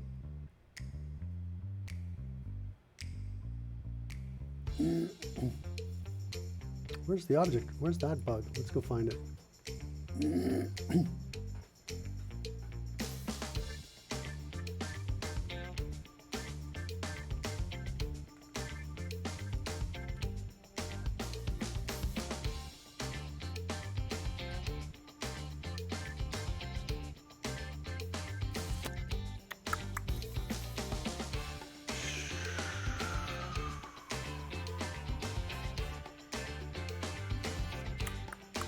I think we're going to need to create the history time clock here for the game.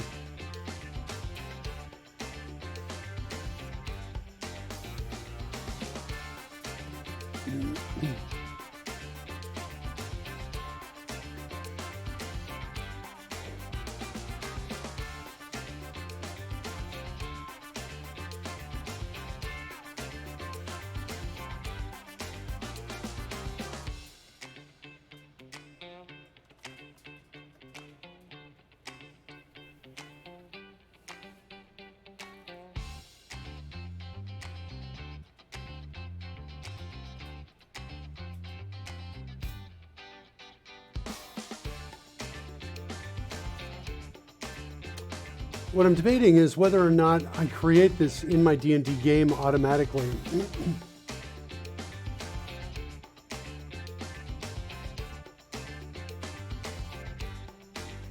I'm worried about there being a hard-to-find bug that would show up in the tests, but probably not in actual usage of it.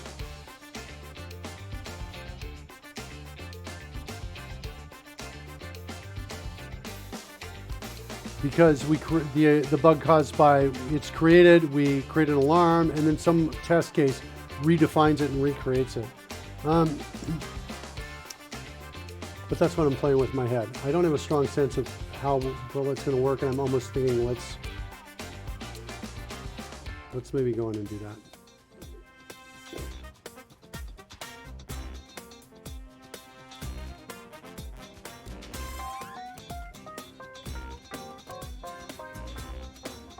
By the way, if I'm right here, I type in N, which I can do is a template that I can do two different ways. Use two different ways. I can use it here to set what's on the clipboard to null, or I can use it inside an expression to get a double equals there to see if it's equal to null, like that. So now I can say that's equal to a new D&D time clock. So I'm going to do this.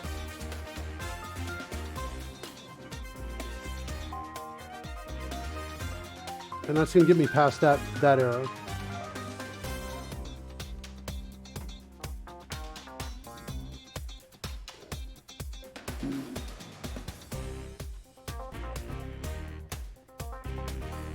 Cool. Haven't heard this song.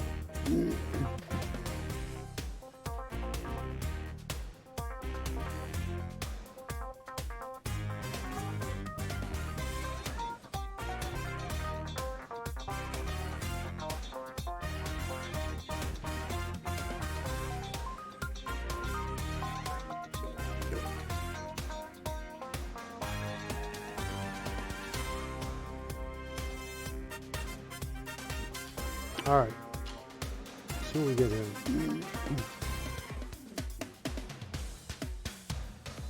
Wielding weapon in one hand, unknown in expression.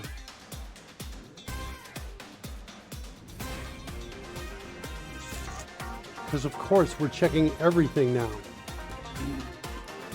All of these are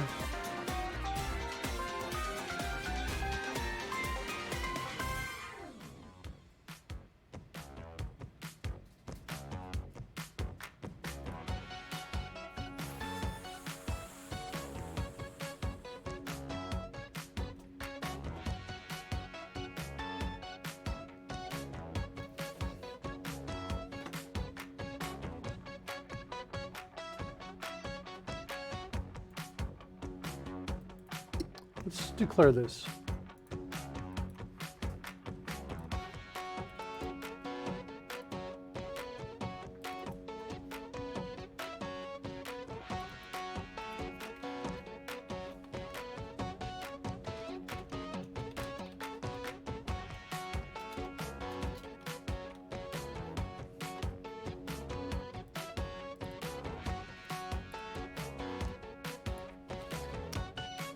All right, so wielding weapon in one hand is not really something that I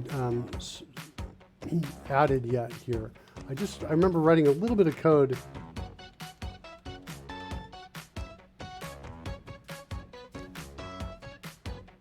Here we go. Weapons in hand. I don't think I'm doing anything with this yet. I'm only setting it to 0. But in order to fix this, it's going to be something like this. If weapons in hand is equal to, is that true? 2. If the weapons in hand, if I have 2 weapons in hand, that means I've got a weapon in one hand. Is that right? I need to double check the D&D rules on this one. Wielding weapon in one hand, and it's a melee weapon.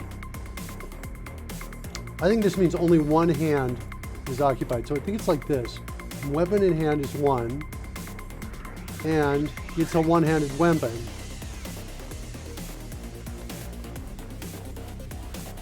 Okay, and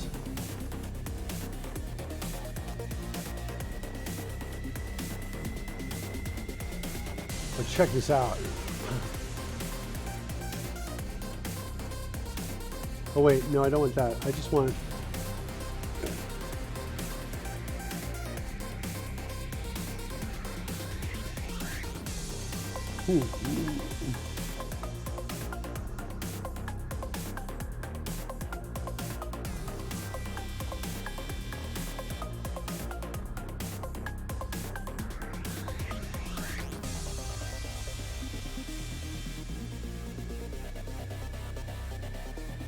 I'm going to change this around a bit.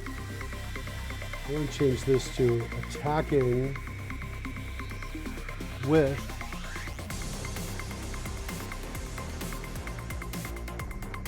ability.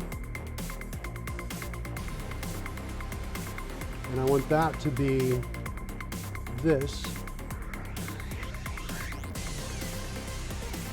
And then I want attack is melee to be a property. This.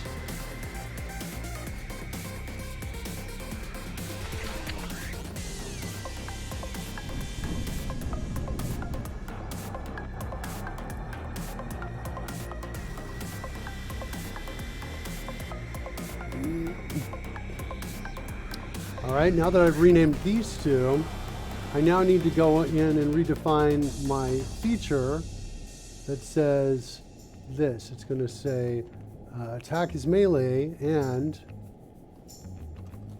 attacking with strength or whatever that.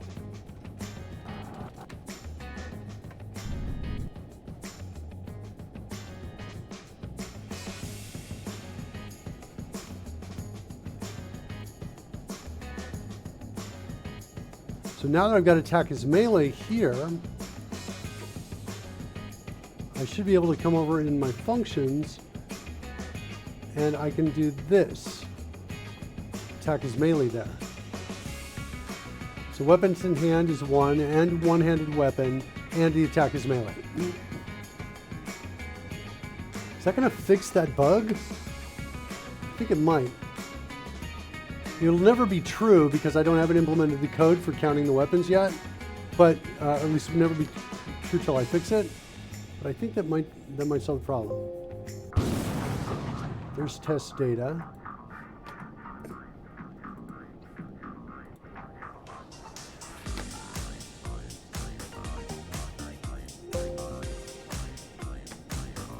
And then let's go to my features. Download that.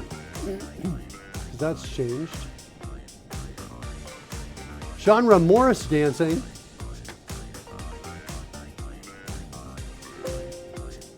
And nothing else has changed. Players is still the same with all of these lists here. All right, so now let's come back and let's just see what happens here. Let's run all the tests.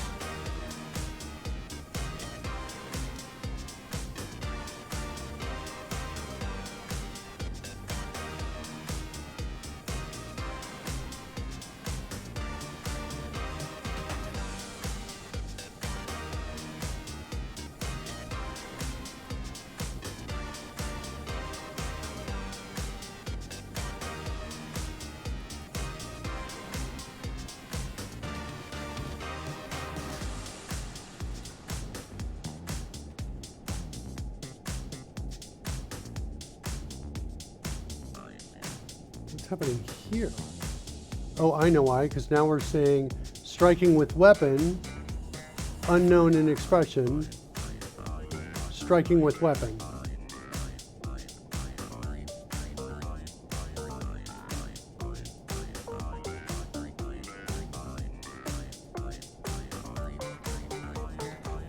It's this piece right here.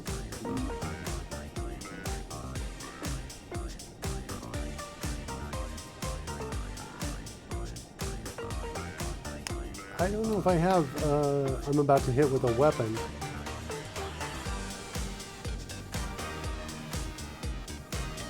I think I do actually. Hold on.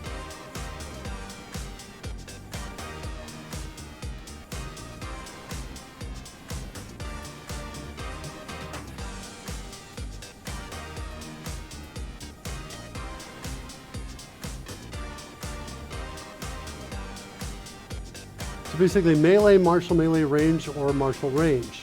So here's what we can do. Striking with weapon. So check this out. This is a little bit bizarre and surreal, I think, what we're about to be able to do here. But striking with weapon, I'm going to create a new property called striking with weapon. And I'm going to say that's equal to attack is melee or attack is range. And I'm going to define attack as range. Put it right above here. And that's going to be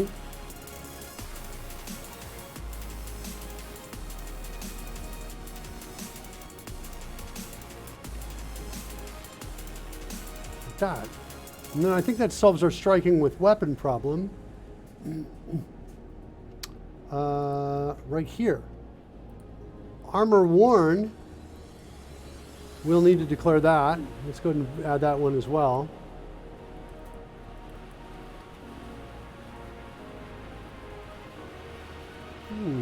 It's raining hard outside. And I guess I have not done anything with armor yet.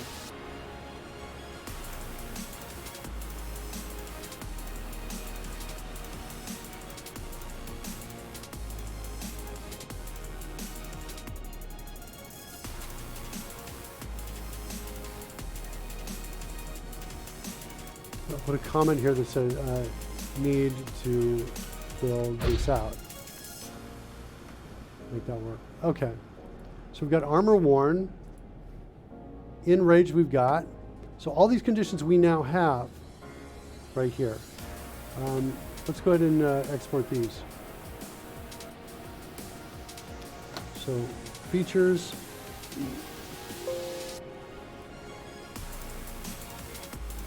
Properties. Whoops, that didn't help.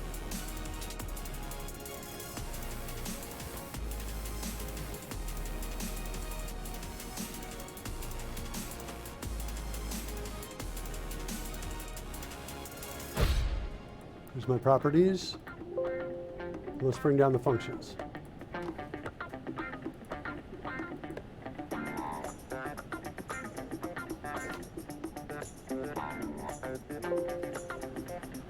Okay, cool.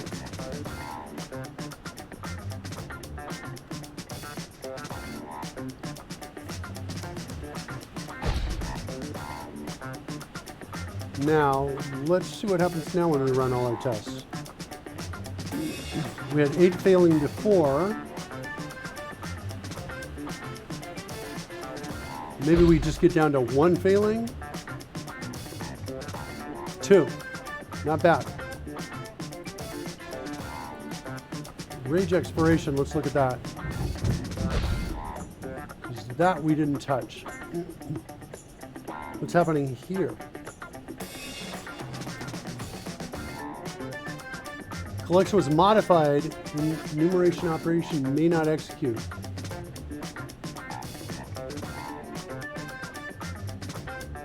Check out this function name, move next rare. Wow.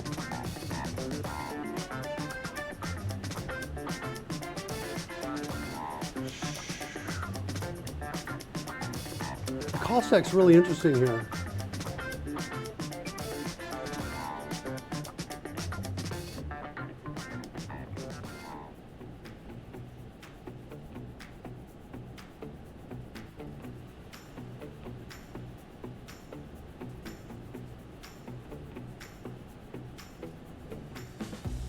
Yeah, I'm not sure what's going on with that.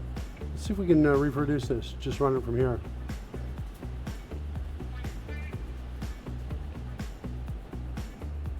Yeah, that's not good. So running it a second time just from here doesn't cause the problem. What's the exception here?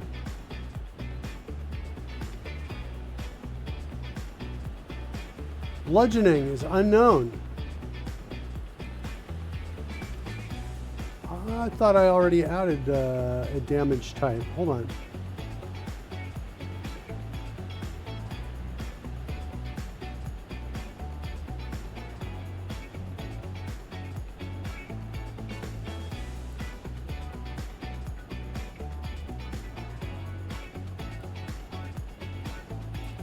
Ooh, it's uppercase.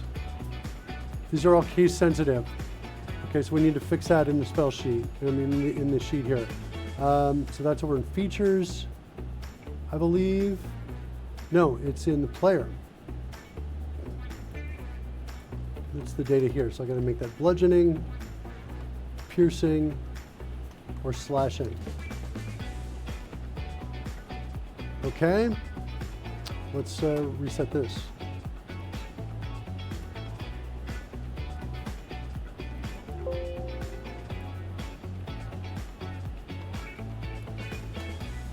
Try one more time, see what happens. Whoops.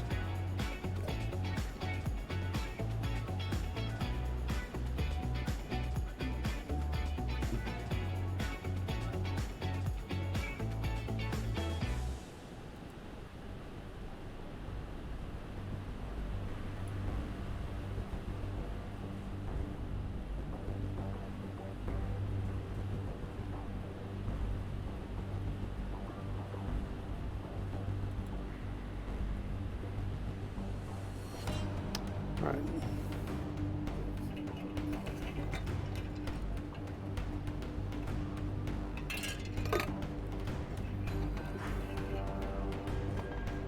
Got the rage expiration problem again.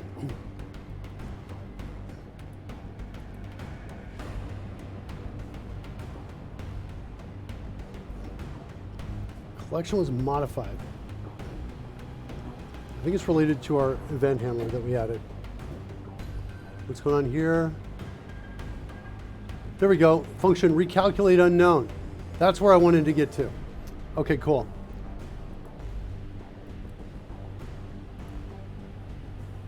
We're going to create that function right now.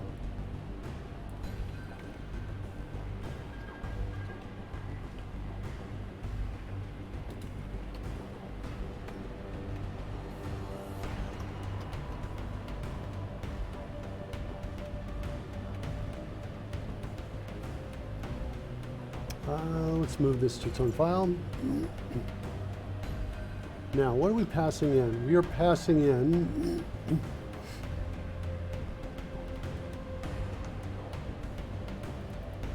two options. One is turn-based state. So we create a new enum here. Recalc options. And the other one is resistance, at the very least, and we can add more later. And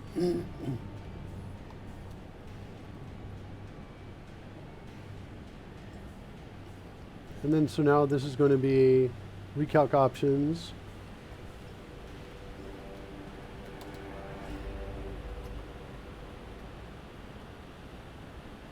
Then we're going to call player.recalculate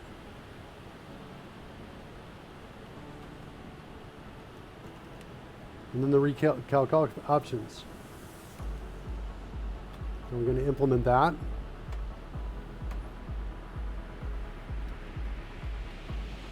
Oh, did I say I wanted to return that? I'm going to return null from this. Like that.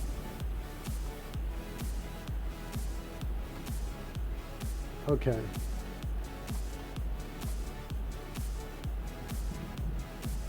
And let's set a breakpoint here. And let's try running that test case again.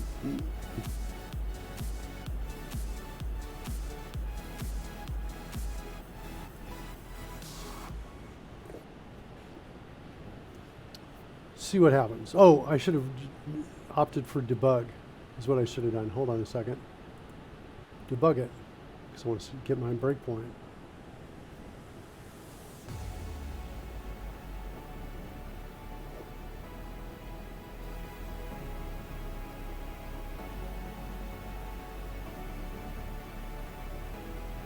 Function wielding weapon in one hand, unknown.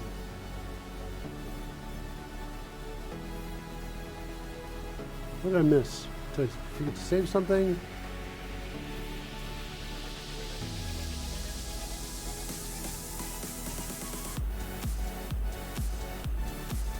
that looks like that's totally...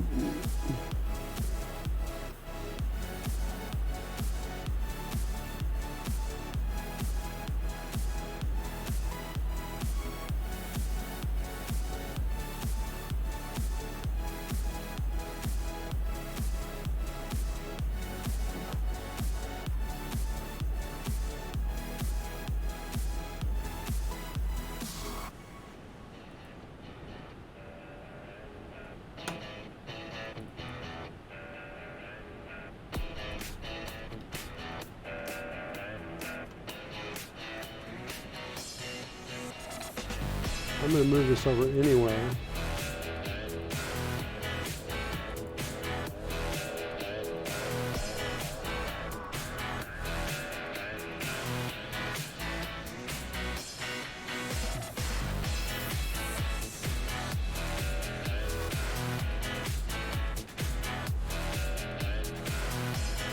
I think maybe I didn't save this out is what I'm thinking, but I'm not sure. Let's try one more time.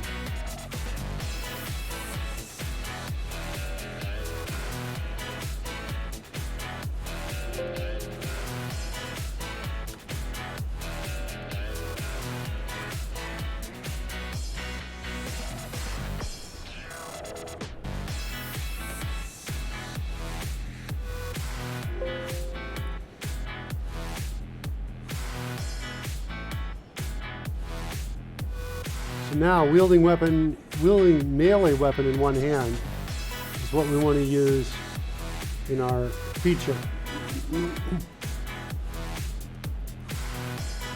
And striking with weapon, which I think we declared as a property. Yeah. Cool. All right, one more time. Save it down.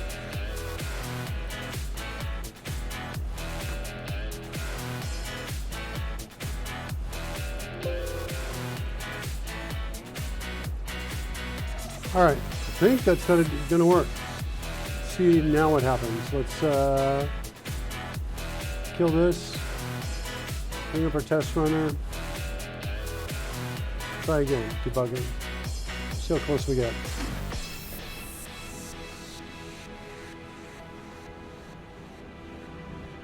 I want to get to that breakpoint. Oh, again.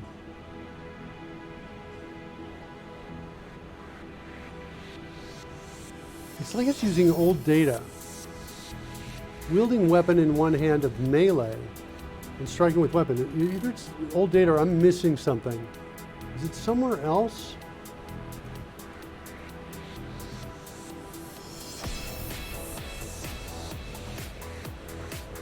Because it's not there. Oh wait, I know what it is. It is using old data. Because I created a new test class here. I didn't change the data. So if I want a static constructor, I can use CCS, like that. CC for constructor create and then S for static. And now I want to say folders.use test data is equal to true because I'm only saving to the test data folder. Let's try one more time to debug this test. I want to get to that breakpoint that we set, I think, in character for recalculating.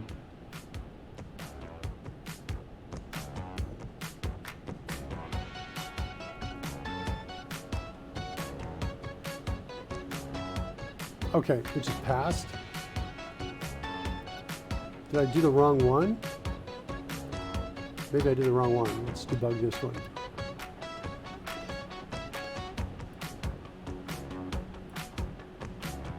And maybe I did the wrong one. Okay, so rerunning and I'm debugging this one now. So I thought I said debug. Unexpected error. Oh, I've seen this before. I got to restart Visual Studio. Let me do that.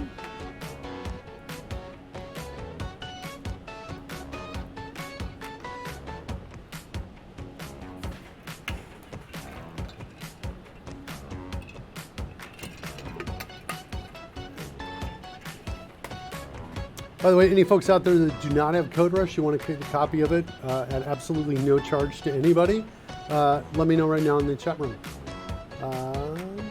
Okay, let's try and run. This is what we want to run, this one right here. I think test runner is still loading everything up. There it is. Debug the test.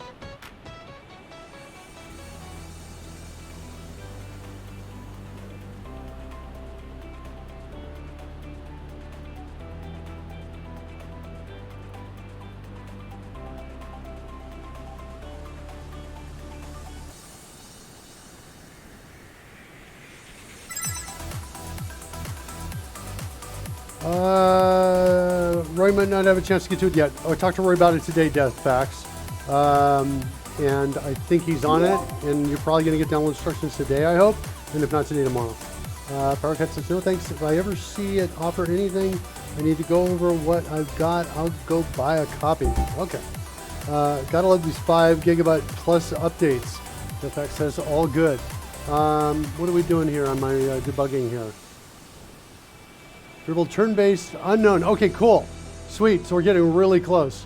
Let's go into here. Let's copy that to the clipboard. Let's actually move it to its own file.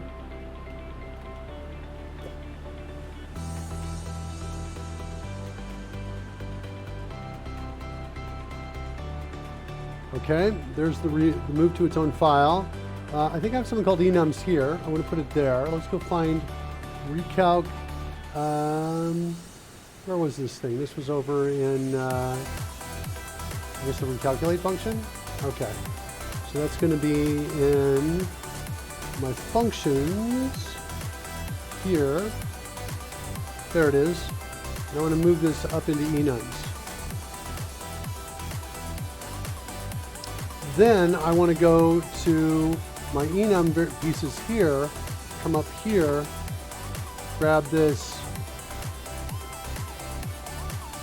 and now we're going to go to recalc options variable, and we basically want to do this and make this change here. Those are the 2 changes we need there to give that support in the expression engine. Move type to file. Excellent. All right, let's do the test one more time. Getting closer. I think this time we're going to hit that breakpoint in our character right there. I'm hoping to hit this breakpoint.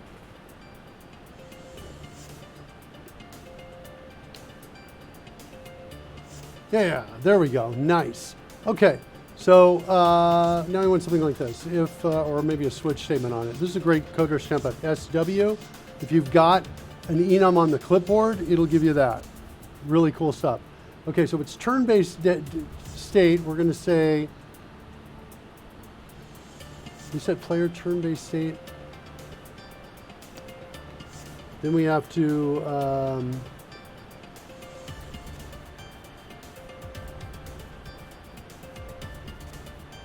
reapply features. Active features.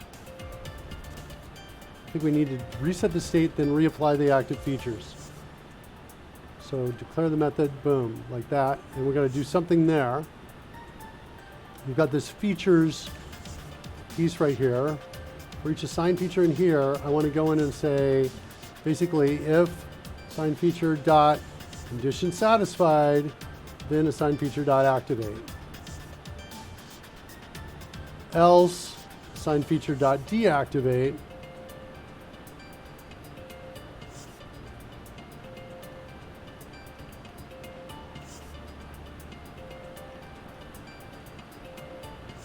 And I think it's, if I'm already not active, then I want to get out.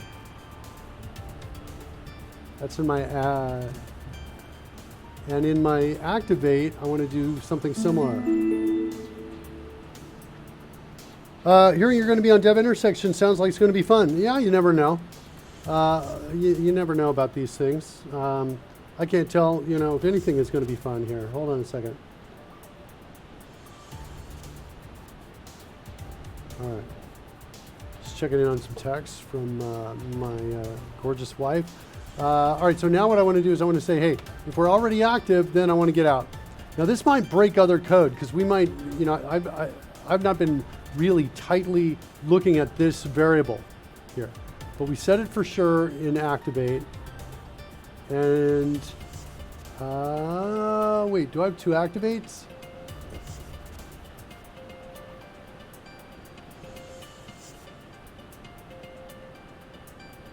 I do.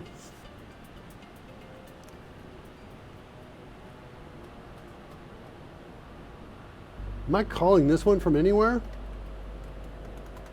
I'm killing this. Also, it looks like I'm not using that. Let's kill that too. All right, good. So let's look at his active again.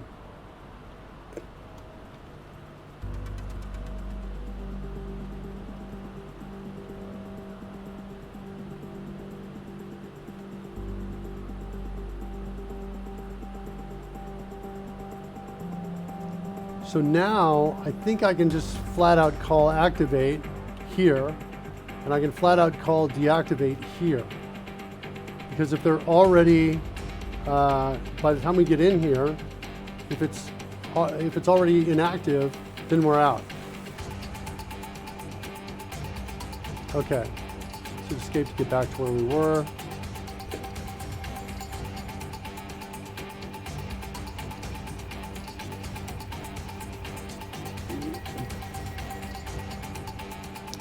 Yeah, reapply active features. So this is going to be cool if this works. So I don't think I'm going to be able to hit F10. Yeah, so let's stop because I deleted some code. But let's go back in again. Go find that barbarian melee test. This is it right here. Let's run it and see what we get.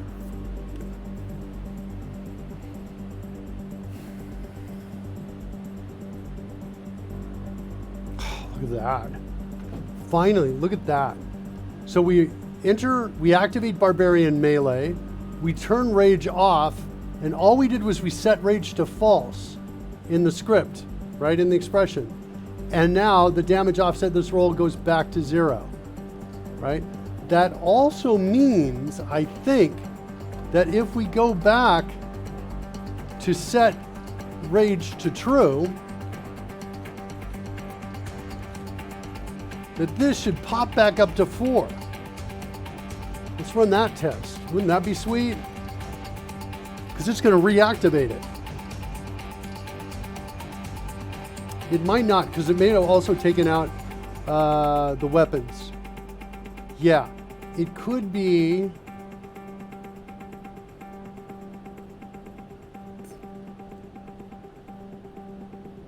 Well, I'm explicitly activating it here. And instead of explicitly activating it, we need to use a weapon that would work for Barbarian Melee. Now, let's just go look at where else we're calling use here. That's what I'm looking for right there. All right. So I want to use the battle axe. I do have activate feature Rage 2 as well, which is kind of interesting. When I activate the feature called Rage, this is the feature, we just set Rage to true. So kind of a shortcut way of doing that for Fred. So I think I might use that code back up there too. So Fred, activate feature Rage. Fred's going to use the battle axe. Now I think damage offset this roll is going to pop back up. And if it doesn't, in the use call, we need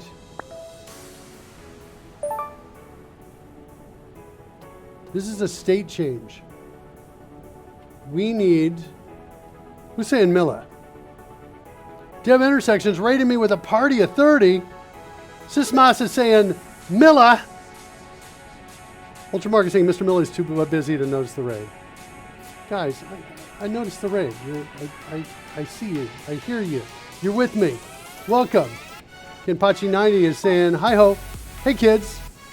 See Payette's out there. Hey, it's party for sure. It is a party. It sounds like it, isn't it? Speaking of party, I got party gifts for all of you. Kids, C# Fritz is out there as well. By the way, I've disabled my fanfares for today, kids, but C# Fritz has got a fanfare, and here it is right here.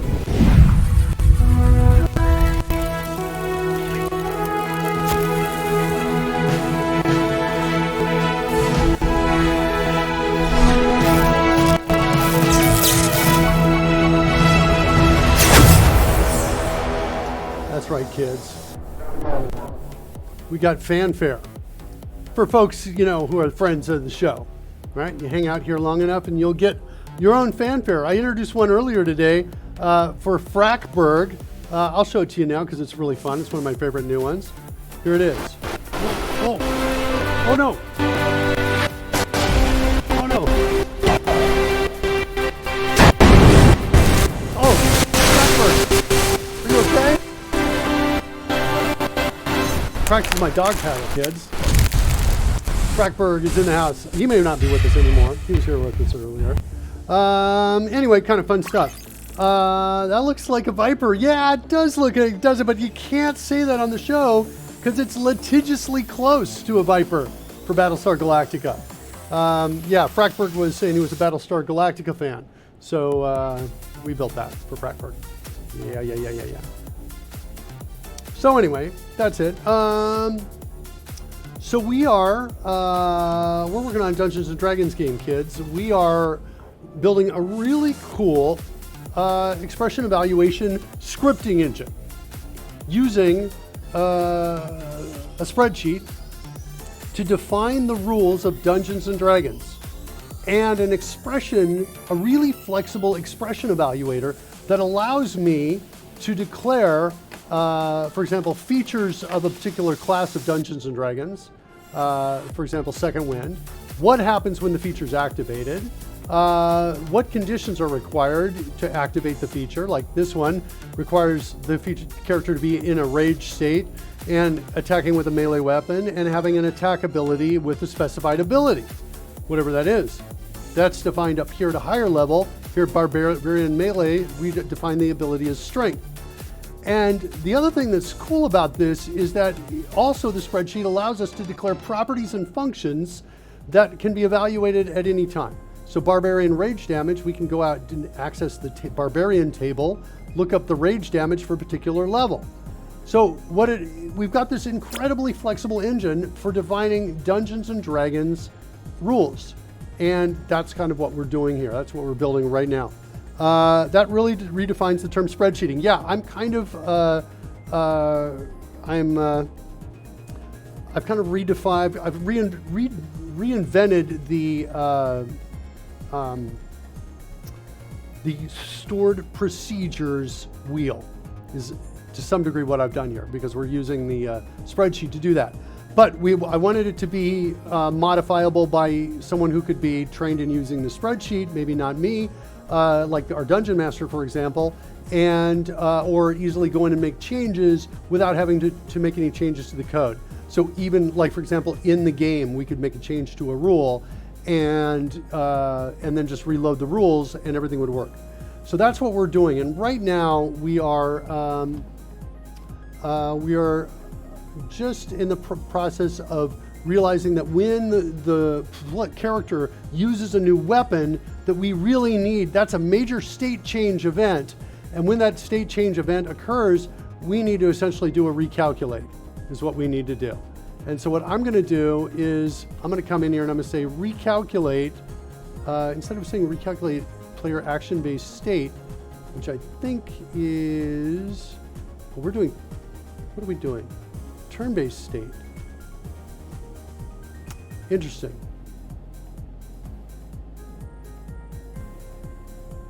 Okay, I need another recalc option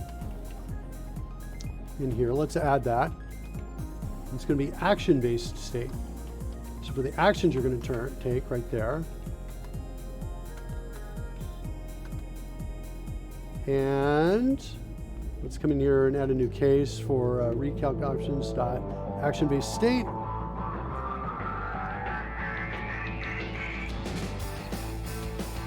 Yeah, I think this reapply active features happens no matter what here. Whoops, not there. There.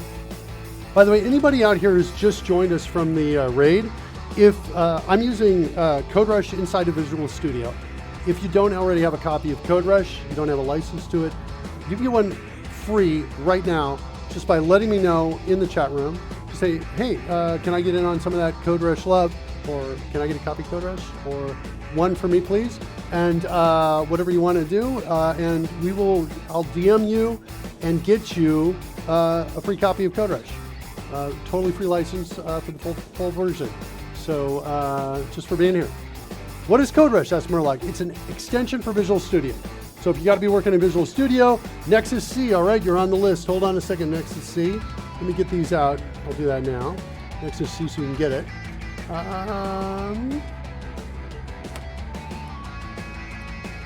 Where is it? Here we go. I'm going to DM you right now on...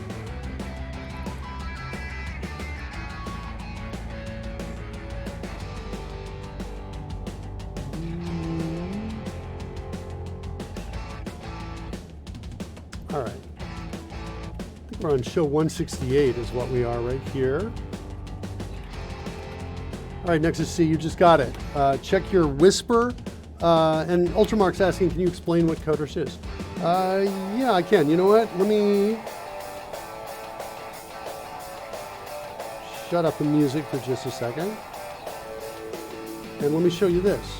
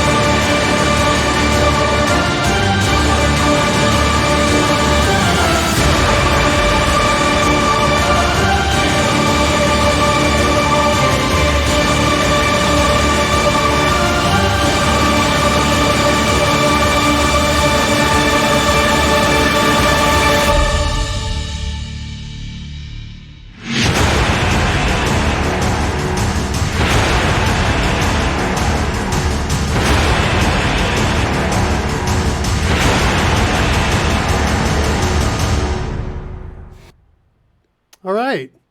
So that's a little bit about CodeRushed right there.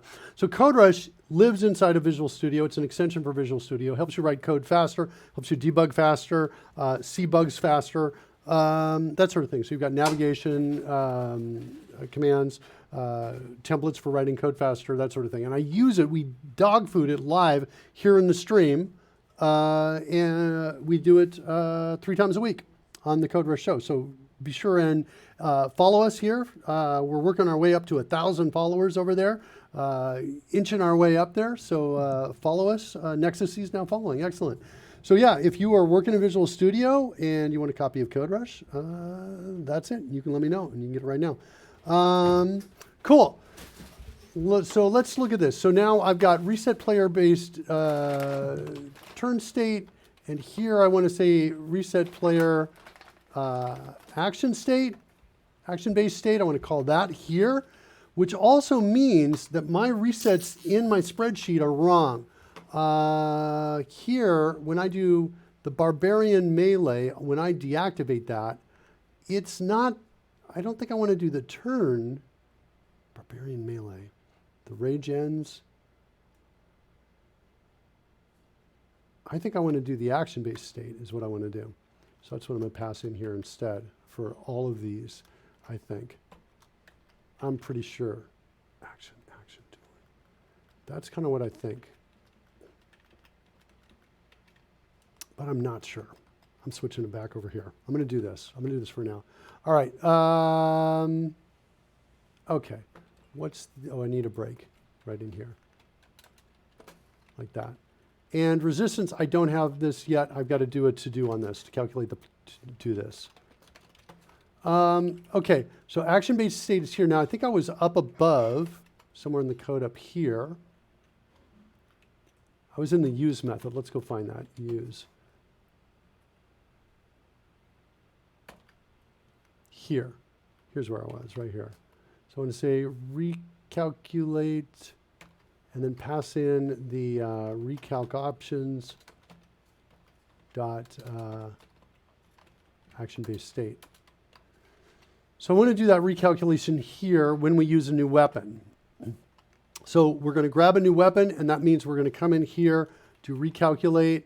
So that means we're going to reset the action-based state, and then we're going to call reapply active features. Reapply active features is going to go through all the features we have. So all the features, meaning I've got dueling, second wind, unarmored defense, all the features that a particular character might have, they're all listed for a particular character. Action surge, whatever they are, we'll go check their conditions, and if they have a condition, then we'll change their activate or deactivate piece. The other thing, you know what I want to do here too, though, is I want to say, hey, if I don't have conditions, if not has conditions, then I want to just continue like that. So let's go in here, let's declare has conditions, and this is going to be return feature dot, do I have a has conditions in here? I guess I could do this, conditions, and then we're going to do a is null or white space, and we want a not on that. So we've got something specified for the conditions like that. So if it's got conditions, then we're going to, you do this code down here.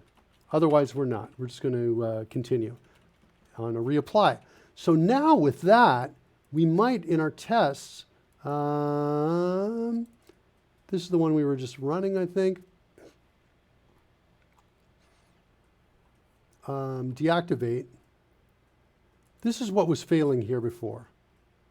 We get to this point and it was expecting 4, but it's getting 0. So when we call use, I want this damage offset roll to immediately jump up to 4. Before that's the case, it's at 0 right here.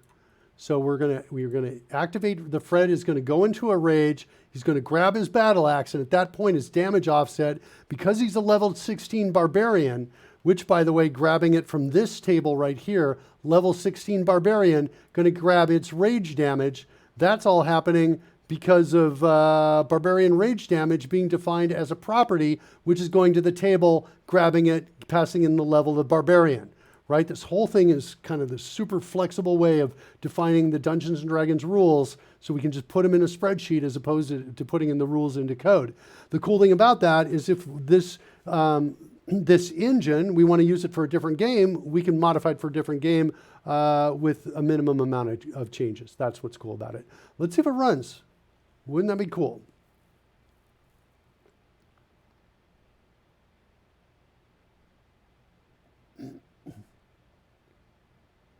Nope. Still it's got 4 and expecting 0. So let's go into let's set a breakpoint here into use and take a look at that and see what's going on here. He's got the battle axe. Oh, I think I know what's happening. I think it is an order problem here. It is when I call recalculate, it resets the action player based state, which undoes all of this that I've done right here. I don't think I want recalculate.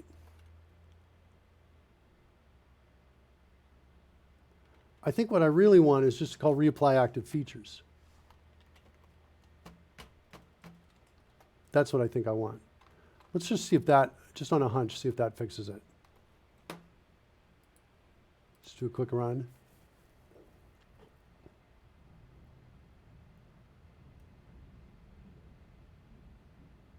There you go. Look at that. Let's run all our test cases. See how we're doing.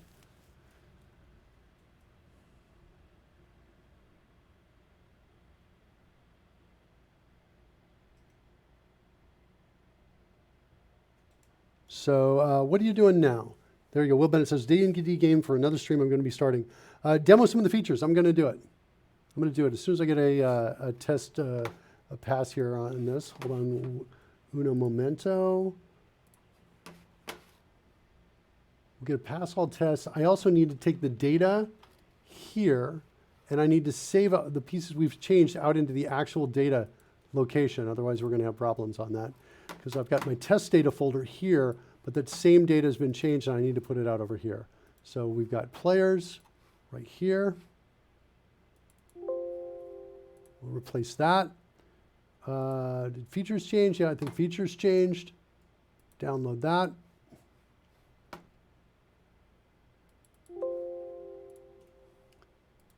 Properties and functions changed as well.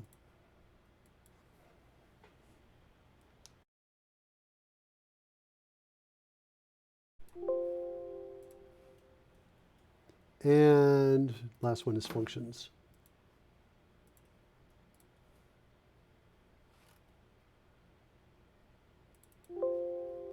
Okay, with that said, let's come back in here. Let's go bring up the test runner. Let's run all the tests to make sure we get all of the tests are green and passing.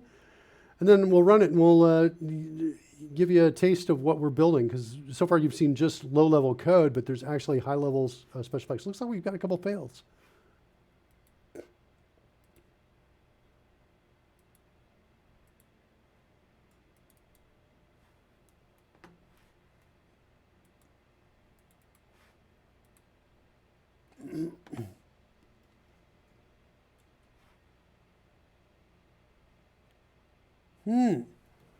That's not good.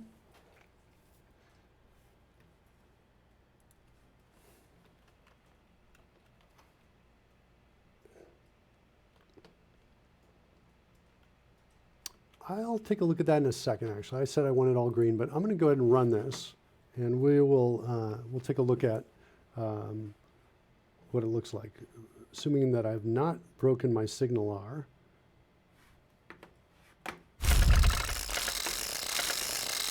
Here's the app right here. Let me refresh my stream overlays. There they are. You can see Fred off to the side. He's one of the players. Let's initialize the player data. Let's actually go in and refresh the dice as well. Here comes the player data we're sending over. There you can see the names of the players. McLovnuts! And Birkin! the engine uses delay loading for assets, so you may see some flickering Birkin Bushwhacker! the first time one of these come up. So we've got character stats showing up there, and I'm just clicking here on the app in the background to control it. For a particular player, we've got some weapons. So like Fred's got a short sword, for example. And there, you just took a second to bring that up. There's the battle axe. A little bit of flickering the first time. We bring it up right there. Come back again. Here's the short sword. There you go. Seeing it come up. What else does Fred have here that's interesting? He's got some different attacks that are out here. So if we do an attack roll for him, for example, on the short sword, it's 1d6 plus 4 piercing. That plus 4 on the short sword is coming from the engine we just built. So if we go into the shortcuts and we look at Fred's shortcuts, where's the short sword?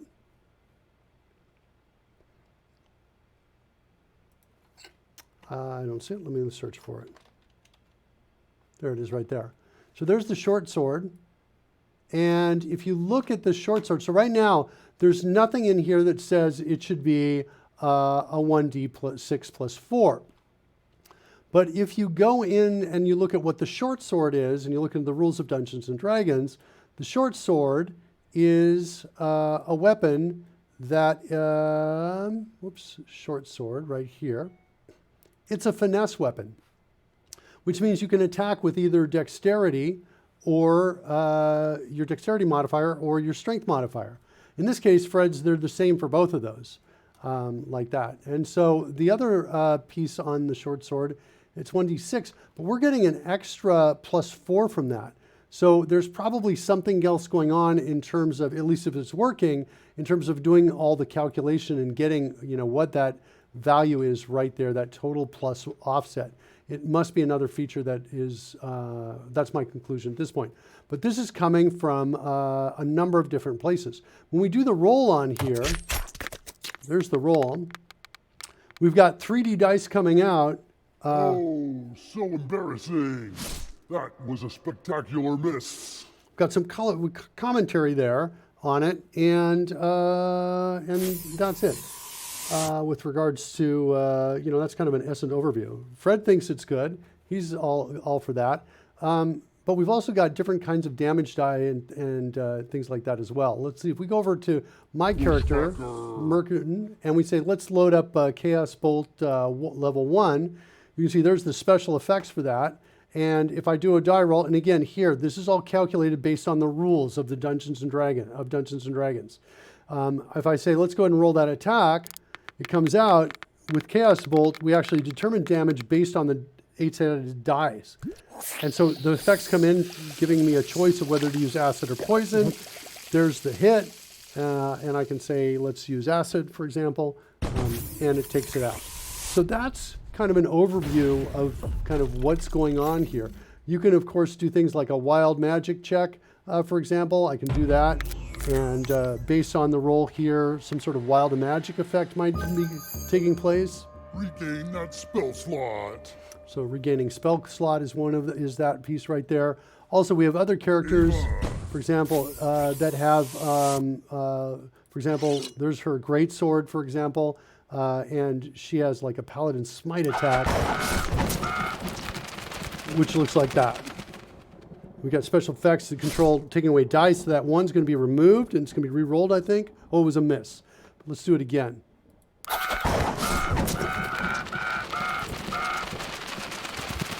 There's a one. This time, oh, but it's still a miss. Come on, Ava. One more time. Her god is a goddess. There we go. Look at the damage. All right, fine. So yeah, a lot of different things out there. There's we can do dice rolls like here's 12d12s of like health only. So we're doing this very cool combination of 3D with kind of an animated graphic overlay. And it's all, the 3D is built on the Canon engine and 3JS. But all the graphic overlays are things we've built all entirely from scratch in the show. So there's that. We can also, Fred, should I show them the blood effects? Do you think that's a good thing? All right, fine. Fred says yes on that. The blood effects, for example, let me, let's see, Ava's the active character. Let me switch to me. And let's give me a little bit of blood damage, like maybe -5. There's a -5 right there. Another -5 looks like that. Another -5 looks like that. Let's pump it up to like a -21, like that. Let's do it again. I'm down to 0 hit points, but we'll do it one more time. I want to show what happens if the blood goes towards Fred. There we go. Look out, Fred. Fred's got a little protection. So that's kind of fun. What we've done in terms of the game. If you're interested in watching that show, we've not gone live yet. I think we're going to go live in a couple weeks. Like I think we're close to going live. It's at Dragon Humpers. It's that one right there. And that is, well, this show here is family friendly. That show is going to be mature. We might say some swear words and things like that on that. But I also have not built yet, and I don't have anybody yet for this, but if you want to follow early, you can. I've also got a Dragon Thumpers with a T in it that is going to be family friendly. And that's going to be probably with kids. So kids playing this game, Dungeons and Dragons. We got to get some Dungeons and Dragons kids out here to do it. So I think what I'm going to do, though, is we've kind of talked about some exciting stuff, but it's like around lunchtime for me, and I'm getting hungry. So I think I'm going to go do that. I'll leave you with a cool, a couple cool, show you some of the effects here. This is Lightning Lure. This is Melf's Minute Meteors right here. Does Shield doing anything? Yeah, there's Shield right there. Kind of fun. Notice we've got effects that are actually going around me. Can you see that? Yeah, pretty cool stuff there on the effects, right? They're going actually in front and behind me. So we've done some pretty cool stuff. Yeah. How you did the graphic stuff? Well, we got all the video on demands for, past episodes where we've built it. We've built it on about 160 episodes. I think we're on episode 168 right now. So we've been writing this code in these episodes, and so that stuff's out there if you want to look at the detail on it. But yeah, we've done some. It's essentially all PNGs that are loaded up. We're loading up PNGs and we're just displaying them. And the code's out there on GitHub as well. And the only piece that's not on GitHub are the assets, because the assets are copyrighted that I've licensed, so I can't put those out. At least some of them are, but you can go out there and take a look at the releases out there. SDNcast is rating with a party of 2. SDNcast, thank you. Welcome. I am just about. Looks like we lost the control of the remote control. Looks like of the scenes. But I'm going to get out of here, and we're going to move on. We're going to raid you out to somebody else. Let's see who's out here talking right now. I'm going to send you to. What are we doing? I think I'm going to send you to Michael Jolly. I like this guy a lot, and you should have a good time over there with him. And we're going to do that now. Yeah, that's what I got. We're sending you now, kids, and have a good time.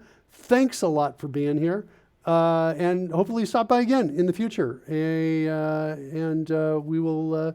You can see me. We start at. What time is it? It's about 11 o'clock in the morning Pacific Coast time, I think, is when we start. And we're here Tuesdays, Wednesdays, and Thursdays.